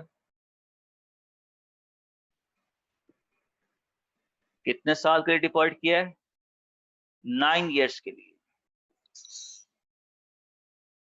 9 इयर्स के लिए डिपॉजिट और किस इंटरेस्ट रेट के साथ 12%। 12% पर एनम। फिर उसने कहा है कंपाउंडेड डेली। Compounded daily. फिर उसने कहा है कंपाउंडेड आवरली। जी, डेली में क्या करेंगे, डेली में ये करेंगे n को मल्टीप्लाई कर देंगे 365 से, ये डेली का होगा, और i को डिवाइड करेंगे 365 से, ठीक है। और आवरली के लिए क्या होगा, एक दिन में 24 आवर्स होते हैं, 365 में कितने होंगे 365 मल्टीप्लाई बाय 24 8760। n को मल्टीप्लाई करेंगे 8760 के साथ और i को डिवाइड करेंगे 8760 के साथ, ठीक है। एक साल में 365 डेज होते हैं, तो 9 इयर्स के अंदर टोटल डेज कितने होंगे, तो 9 इयर्स को हम इससे मल्टीप्लाई करते हैं और इंटरेस्ट रेट 12% है, इसको हम 365 से डिवाइड कर देंगे, ये इंटरेस्ट रेट आ जाएगा पर डे और ये आ जाएंगे टोटल डेज। और कंपाउंड एस निकालना है हमने, एस कंप्यूट करना है हमने, ठीक है। ये अब आप खुद करेंगे, एस को कंप्यूट करना है, यहां से एन निकालें, यहां से आई निकालें, इसे पुट करें, पी को पुट करें और इसको सॉल्व करें। फिर आवरली में क्या होगा, एक दिन में 24 आवर्स होते हैं एक दिन में, 365 में कितने दिन कितने आवर्स होंगे? ये 1 साल है ना, तो 365 में कितने आवर्स होंगे? 8760। तो हमने 1 साल के अंदर इतने आवर्स होते हैं, 1 साल में इतने आवर्स होते हैं, इसको इससे मल्टीप्लाई। 1 साल में इतने आवर्स होते हैं, इंटरेस्ट रेट को डिवाइड करते हैं, इससे जो आंसर आएगा वो इससे पुट करके पी को पुट करके एक्स निकालें। ये 2 आंसर आपने कंप्यूट करके ऑप्शन चेक कर लें। ठीक है, हिंट्स मैंने आपको दे दिया है, इसको अब आप फर्दर वैल्यूज पुट करके सॉल्व कर लेंगे। इसका आप ले लें स्क्रीनशॉट। अब हम आते हैं नेक्स्ट क्वेश्चन की तरफ।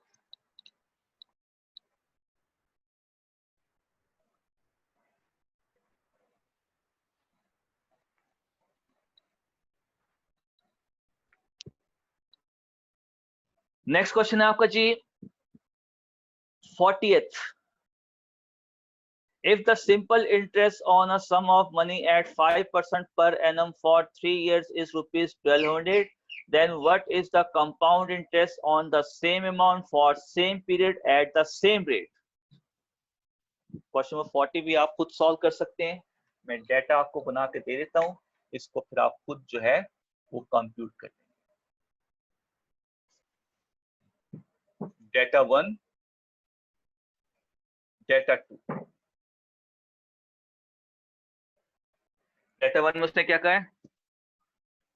If the simple interest on the sum of money at 5% per annum, interest rate दिया हुआ है 5% per annum for 3 years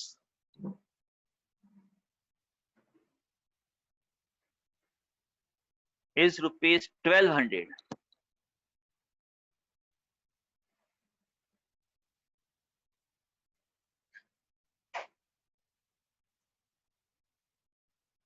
और P यहाँ पे गिवन नहीं है, ठीक है। फिर डेटा 2 में उसने कहा है कि what is the compound interest. अब हमने यहाँ पे कंपाउंड इंटरेस्ट कंप्यूट करना है। What is the compound interest on the same amount, मतलब ये जो P आप यहां से निकालेंगे वही P आपने यहाँ पे यूज करना है। Same amount for same period, N आपका वही है 3 years, at the same interest, और इंटरेस्ट रेट भी वही है जो आपने डेटा 1 में यूज किया। बट ये आपका है कंपाउंड इंटरेस्ट का क्वेश्चन। अच्छा, कंपाउंडेड कुछ नहीं लिखा हुआ, तो हम इसको कंपाउंडेड एनुअली लेट करेंगे। तो यहां से P निकालें पहले, क्योंकि सिंपल इंटरेस्ट है, उसका फॉर्मूला यूज करके यहां से P निकालेंगे। 1200 is equal to P times I कितना है 5% और N कितना है 3 years, ये हो गया 0.15 P। यहां से P निकाल लें। 1200 divide by 0.15,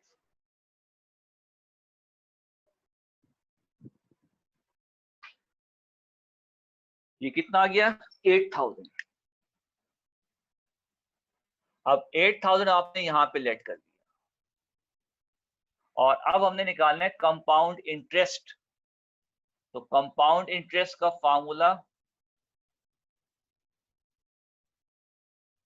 P1 plus I raise to the power N minus, तो इसमें P पुट कर दें, और I आपका वही होगा 5%, N आपका वही है, इसको सॉल्व करके यहां से कंपाउंड इंटरेस्ट निकाल दें। ठीक है, ये अब आप खुद कर लेंगे। 41 पे आ जाए। What is the difference between the compound interest if interest are on rupees 1600 for 1 year at 20% per annum compounded half yearly and compounded quarterly? जी 41 में भी उसने 2 डेटा दिए हुए हैं आपको,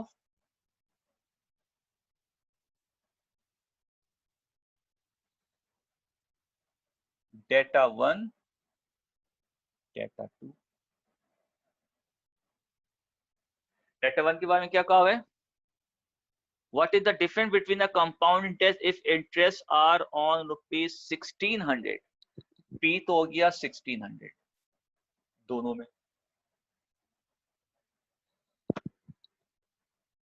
For 1 year, यहाँ पे n हो गया 1 year, यहाँ पे भी n 1 year हो गया।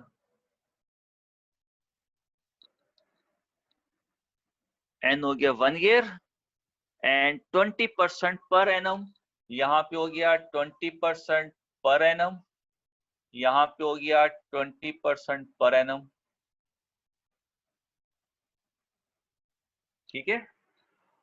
और डेटा 1 में है आपके पास कंपाउंडेड हाफ ईयरली,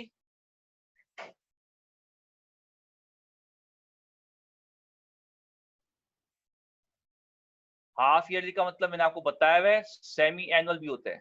ठीक है। और डेटा 2 के अंदर उसने बताया हुआ है कंपाउंडेड क्वार्टरली।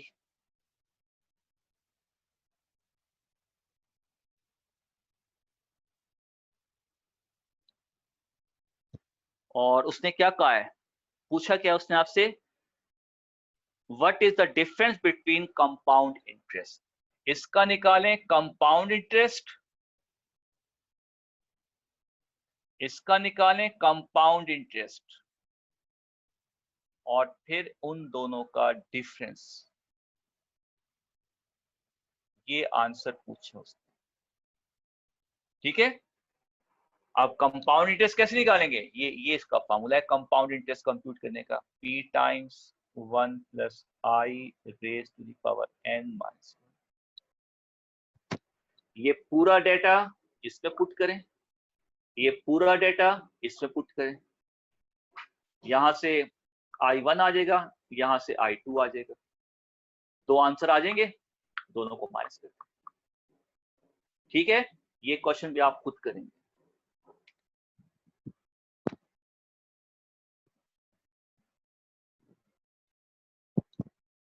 ठीक है। मैं फार्मूला लिख रहा हूं, सिर्फ आपने वैल्यूज उठाकर फार्मूले पुट करके इसको सॉल्व करके I1 निकालने, इसको इसमें पुट करके I2 निकालना है, दोनों के आंसर को माइनस करना है। सिर्फ आपने कंप्यूटेशन वर्क करना है, बाकी सारा हिंट मैंने आपको दे दिया।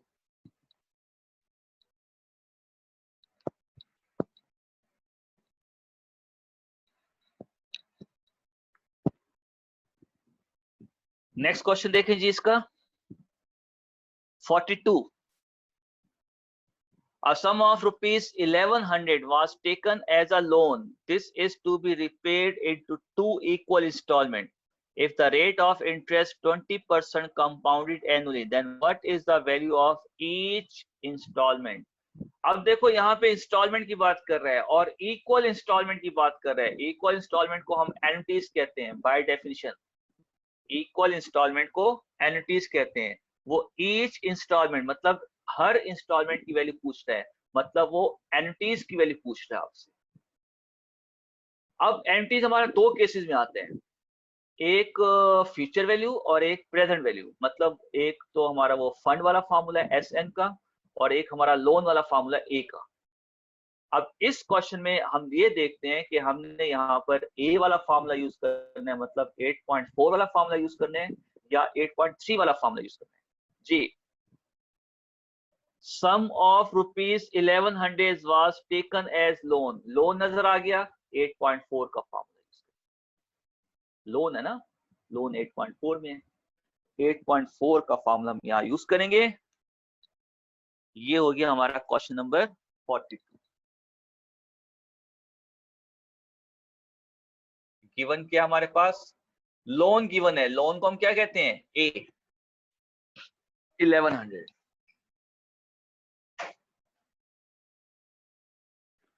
एन कितने,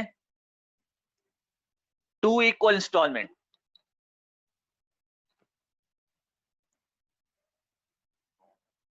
If the rate of interest is 20%,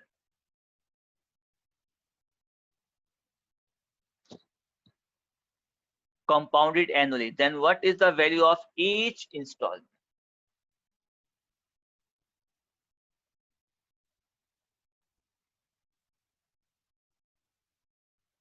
ये हमारा डेटा हो गया।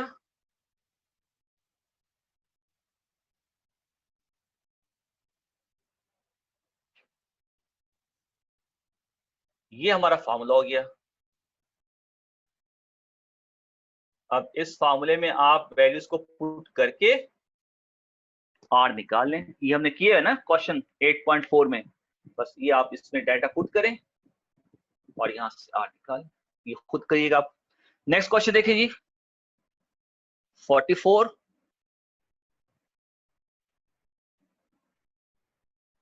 43. The difference between the compound interest and simple interest earned at the end of second year on the sum of money at 10% per annum is rupees 20. What is the value of sum? 43 देखिए जी।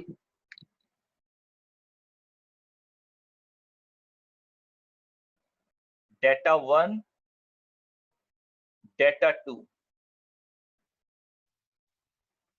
Data 1 में क्या कहा गया है? 43 में simple interest earned at the end of second year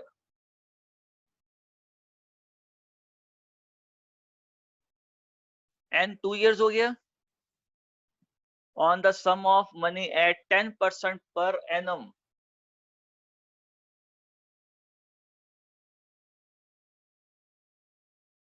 He is unknown.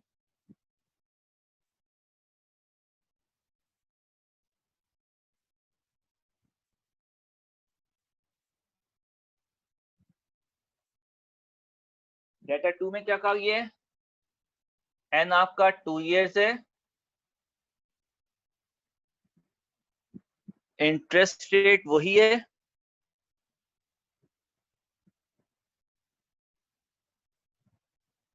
Interest rate वही है 10% per annum. और इसमें भी आपका पी जो है वो अननोन है।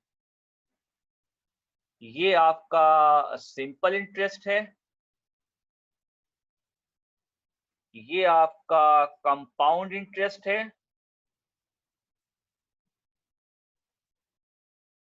ठीक है,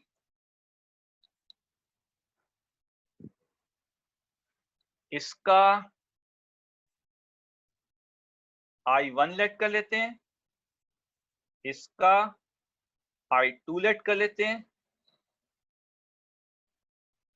और difference between simple and compound interest ये आपको दिया हुआ है 20।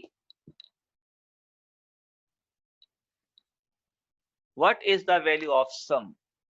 आपसे वो पी की वैल्यू पूछ रहे। ओके, I1 निकालें पहले। I का 1 का मतलब क्या हो गया? Simple interest. पी आपका पी रहेगा, I कितना हो जाएगा? 10%, और N2 हो गया, ये हो गया 0.2 पी। इसको इक्वेशन 1 कह दे। अच्छा, I2 क्या होगा? I2 है कंपाउंड इंटरेस्ट।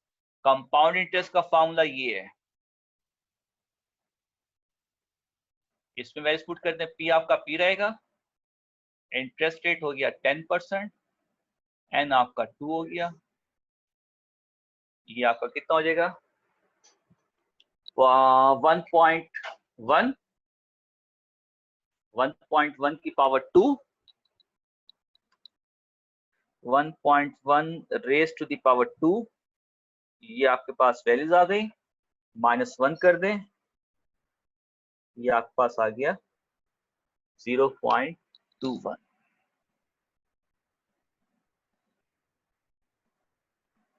इसको आप इक्वेशन 2 कह दें। नाउ बाय इक्वेशन ए, इसमें पुट कर दें I2 माइनस I1, ये 20 है, तो इसका आंसर क्या आ जाएगा? 0.01 P इज इक्वल टू 20। यहां से P निकाल लेंगे।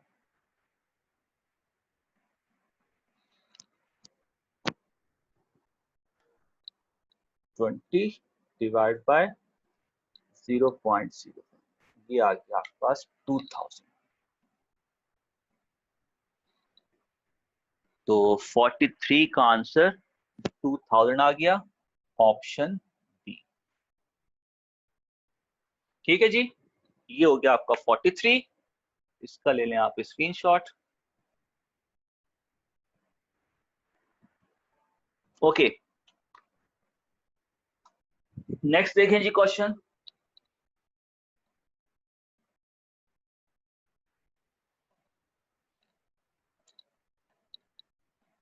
माशाल्लाह स्पीड सही है भाई, 43 पे पहुंच गए हम। 25 से हमने स्टार्ट किया था, ठीक है, 25 से स्टार्ट किया था, 43 पे पहुंच गए हम।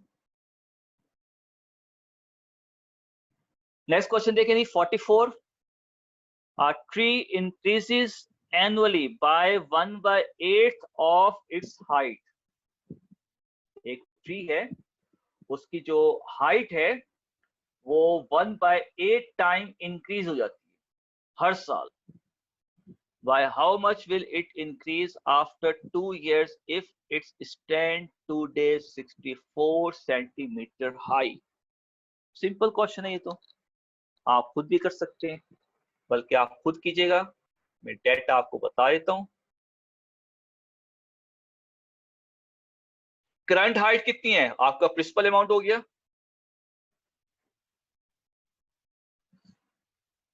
और किस रेट के साथ इसकी हाइट इंक्रीज हो रही है? इसका ग्रोथ रेट हो गया 1/8। और कितने साल के बाद हमने इसकी हाइट जो है वो फाइंड आउट करनी है। A tree increases annually by 1/8 of its height. By how much will it increase after 2 years? हमने इसकी हाइट कंप्यूट करनी है, टोटल हाइट आफ्टर 2 years। तो हमने कंपाउंड अमाउंट यहाँ पे कंप्यूट करना है 2 साल के बाद। निकाल लें इसका इस फार्मूले से, ठीक है, ये एस निकाल लें। देख लीजिए क्या आ रहा है, 81 सेंटीमीटर मेरे सामने। तो ये अब आप खुद कर लेंगे। 45 देखें। What is the compound interest on rupees 20480 at 6.25% per annum for 2 years and 73 days? जी, इसको भी आप खुद करेंगे, मैं आपको हिंट देता हूं आपने इसमें करना क्या है। इसको भी आप खुद कंप्यूट करेंगे। 45 में क्या है, what is the compound interest? उसने आपसे कंपाउंड इंटरेस्ट पूछा है on rupees 20480. What is the compound interest on rupees 20480? Principal amount कितना हो गया? 20480 at 6.25%, 6.25% per annum for 2 years and 73 days. And क्या हो गया? 2 years and 73 डेज। आप इन दोनों को टोटल डेज में कन्वर्ट कर दें। टोटल डेज कितने होंगे? तो टोटल डेज क्या होगा इसमें? 365 इंटू 2 प्लस 73। तो इसको आप काउंट कर लें, एन को। 365 इंटू 2 और प्लस 73, ये आ गया 803। तो एन हो गया 803 डेज। और इसी तरीके से आई जो है इसको भी आप 365 से डिवाइड कर दीजिए। तो एन भी डेज में आ गया, आई भी डेज में आ जाएगा। उसके बाद ये वाला फार्मूला आप यूज करके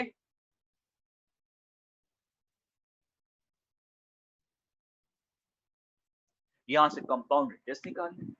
ठीक है, तो 6.25% डिवाइडेड बाय 365, तो ये आ गया आपके पास 0.000171। ठीक है, अब आपने आई को ये पुट करना है, एन को ये पुट करना है, पी को ये पुट करना है, ये सॉल्व करके आई निकाल लेना। ठीक है, 45 आपका हो गया। 46 देखें, a shopkeeper sold good worth rupees 3 million during 2008. If he is able to increase his sale by 15% per annum, then determine the year in which he would achieve annual sale of rupees 25 million. मुश्किल नहीं है question, ठीक है, ये भी आसान सा question है।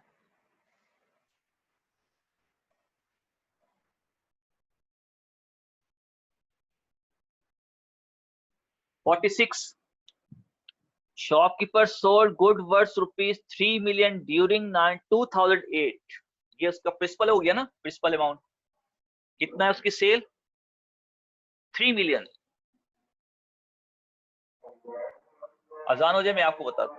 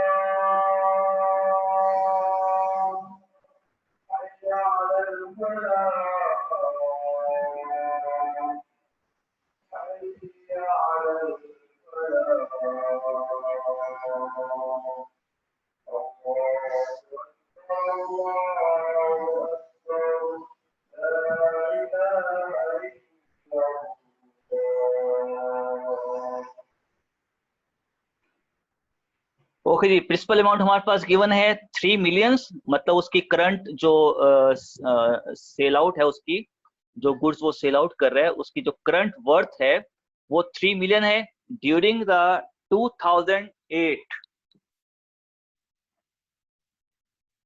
इन द गिवन ईयर 2008, ये उसका करंट ईयर है।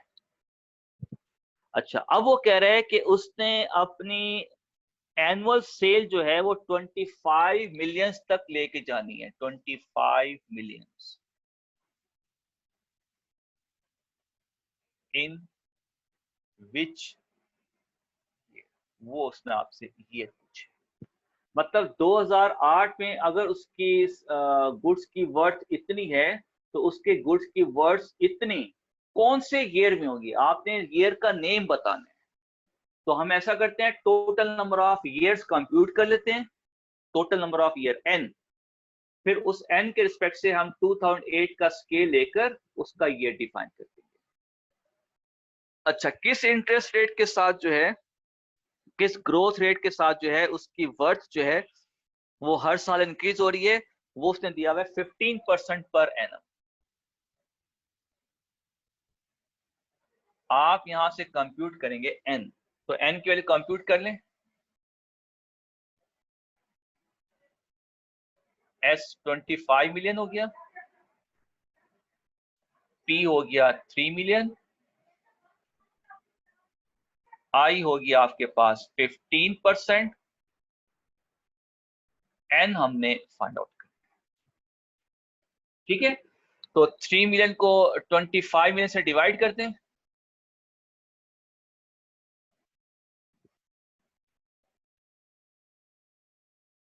ये हो जाएगा 1.15 raise to the power 10। Okay, ये 6060 से कैंसिल हो जाएंगे। 25 को 3 से डिवाइड कर दें, 25 डिवाइड बाय 3, ये आ जाएगा आपके पास 8.33।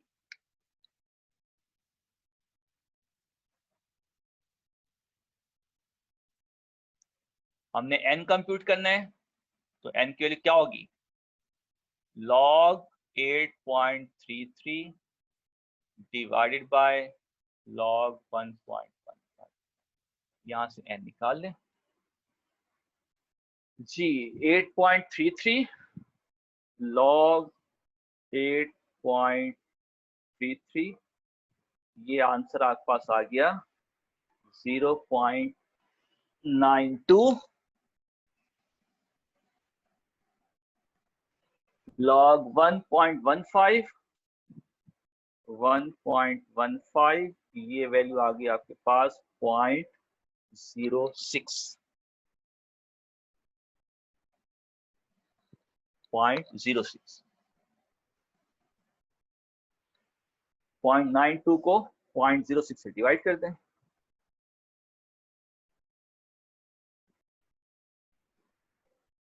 ये वैल्यू आपके पास आ गई 15.3। ओके, तो 15.33 2008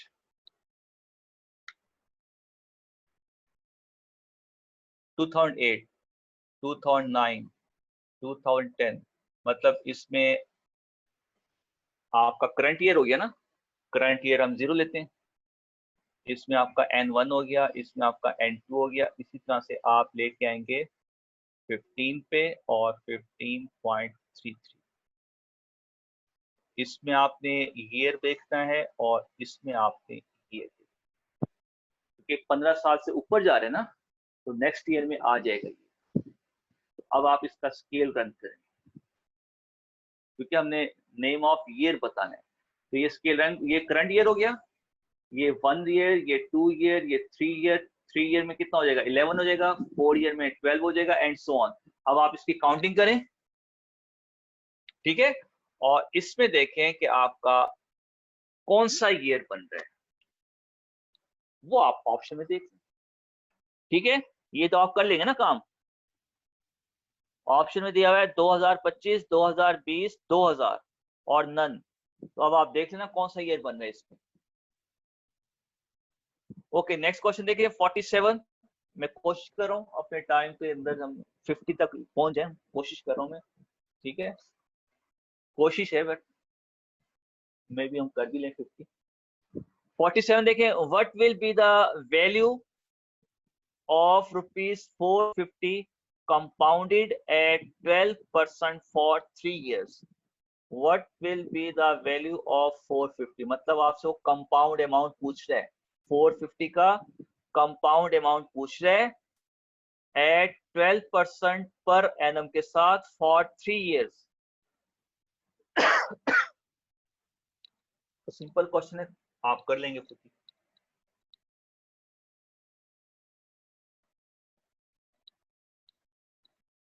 सारे क्वेश्चन सिंपल हैं, सारे क्वेश्चन ही आसान है, ठीक है, बस ये है कि किसी किसी क्वेश्चन में उसने जो चीजें दी है ना, वो थोड़ी घुमा के दी है, डेटा 1 डेटा 2 इस तरह से दिया हुआ है, तो बस वो चीज समझिए। इसमें तो सिंपल सिंपल क्वेश्चन है। आपने 47 में क्या करना है,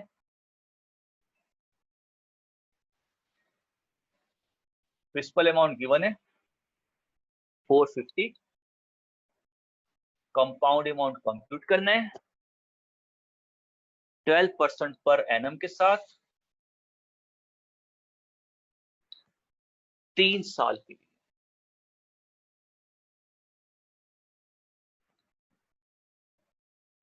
कंपाउंडेड कुछ नहीं लिखा हो, कंपाउंडेड एनुअली कर लें, ठीक है, सिंपल क्वेश्चन ये तो, एस निकाल लें। 48 देखें, principal amount accrues to rupees 8500 if it is compounded at 14.5% over 6 years. What is the value of this original amount? Accrues amount को भी हम फ्यूचर वैल्यू कहते हैं,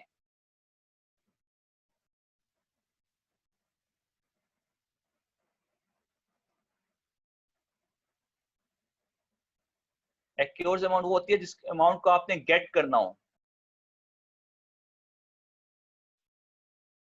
एक्योर्स अमाउंट जहां पे भी आ जाए ना, इट्स मीन फ्यूचर वैल्यू।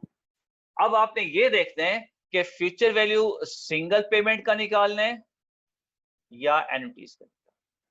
ये अब आपने देखा, फ्यूचर वैल्यू सिंगल पेमेंट का है या एनुटीज का है। तो आप क्वेश्चन नंबर 48 देखें, आप principal amount acquire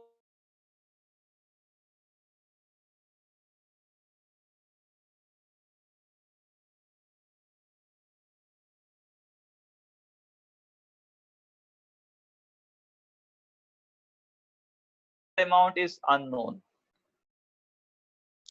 accrued amount दिया हुआ है, मतलब कंपाउंड अमाउंट उसने दिया हुआ है 8500। If it is compounded at 14.5% per annum over 6 years,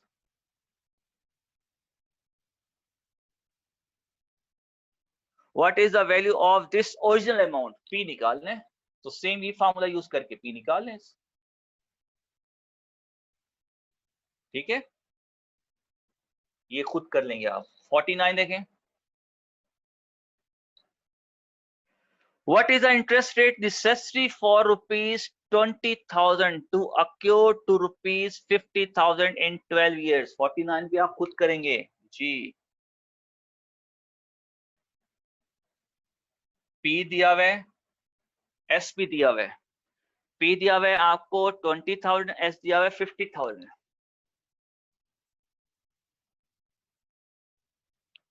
किस इंटरेस्ट रेट के साथ,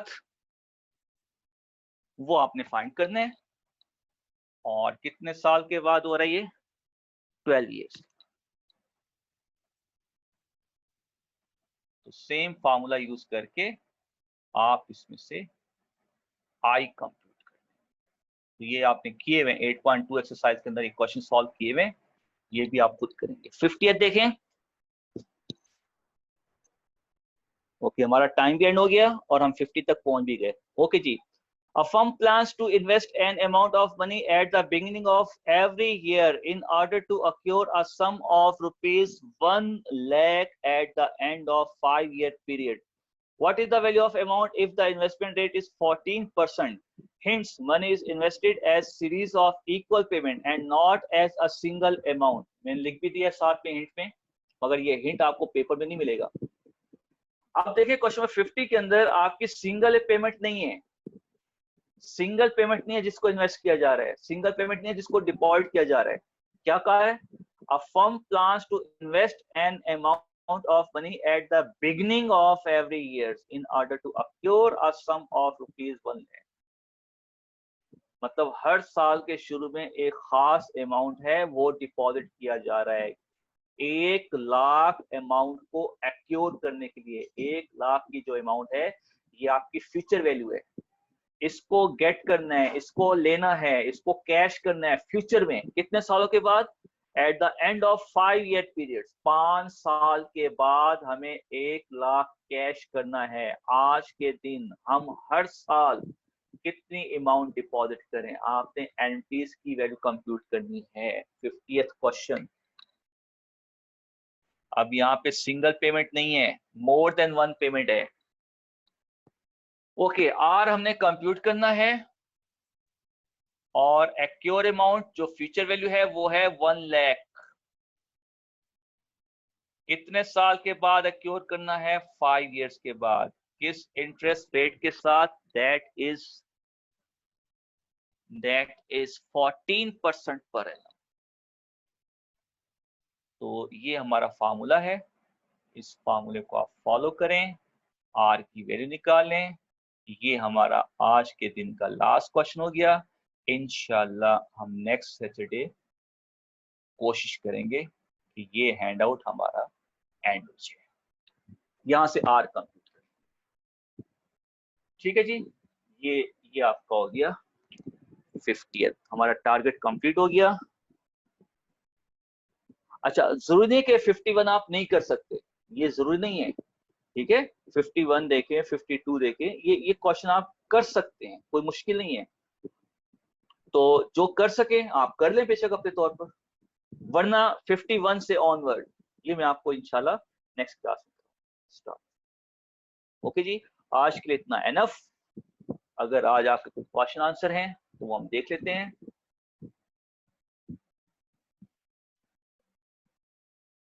अच्छा, 28 में हमने इंटरेस्ट रेट को चेंज नहीं किया क्वार्टर्स में। 28 में क्या था? First investment plan 5% per year compound quarterly, second investment plan simple interest. Yes yes yes, 28 जी बिल्कुल, आमना सदाकत जी, बिल्कुल बिल्कुल ऐसा ही होगा। 28 को जी, बाकी लोग भी 28 को आप दोबारा करेंगे। 28 के अंदर जो हमारा फर्स्ट प्लान था उसके अंदर 5% पर ईयर कंपाउंडेड क्वार्टरली दिया हुआ है, तो हम अपने इंटरेस्ट रेट को जो है क्वार्टर के रिस्पेक्ट से चेंज करेंगे। अगर मैंने नहीं किया तो उसको चेंज करना है, बिल्कुल करना है, ठीक है। तो उस क्वेश्चन को अगर मैंने गलत कर दिया है तो उसको आप फिर सही कर देंगे, उसमें इंटरेस्ट रेट आपका चेंज होगा। ओके जी, बाकी और कोई क्वेश्चन नहीं है, माशाल्लाह अच्छी बात है, ऐसा ही होना चाहिए, आपको सब चीज समझ में आ जानी चाहिए। वैसे भी हमने ये चैप्टर किया हुआ है पहले, अब हम इसके एमसीक्यूज ही कर रहे हैं, तो अच्छी बात है। कोशिश करें कि इसके बाकी क्वेश्चन आप खुद करें, ठीक है, वरना 51 से ऑनवर्ड जो है इंशाल्लाह मैं नेक्स्ट क्लास में आपको सॉल्व करूंगा।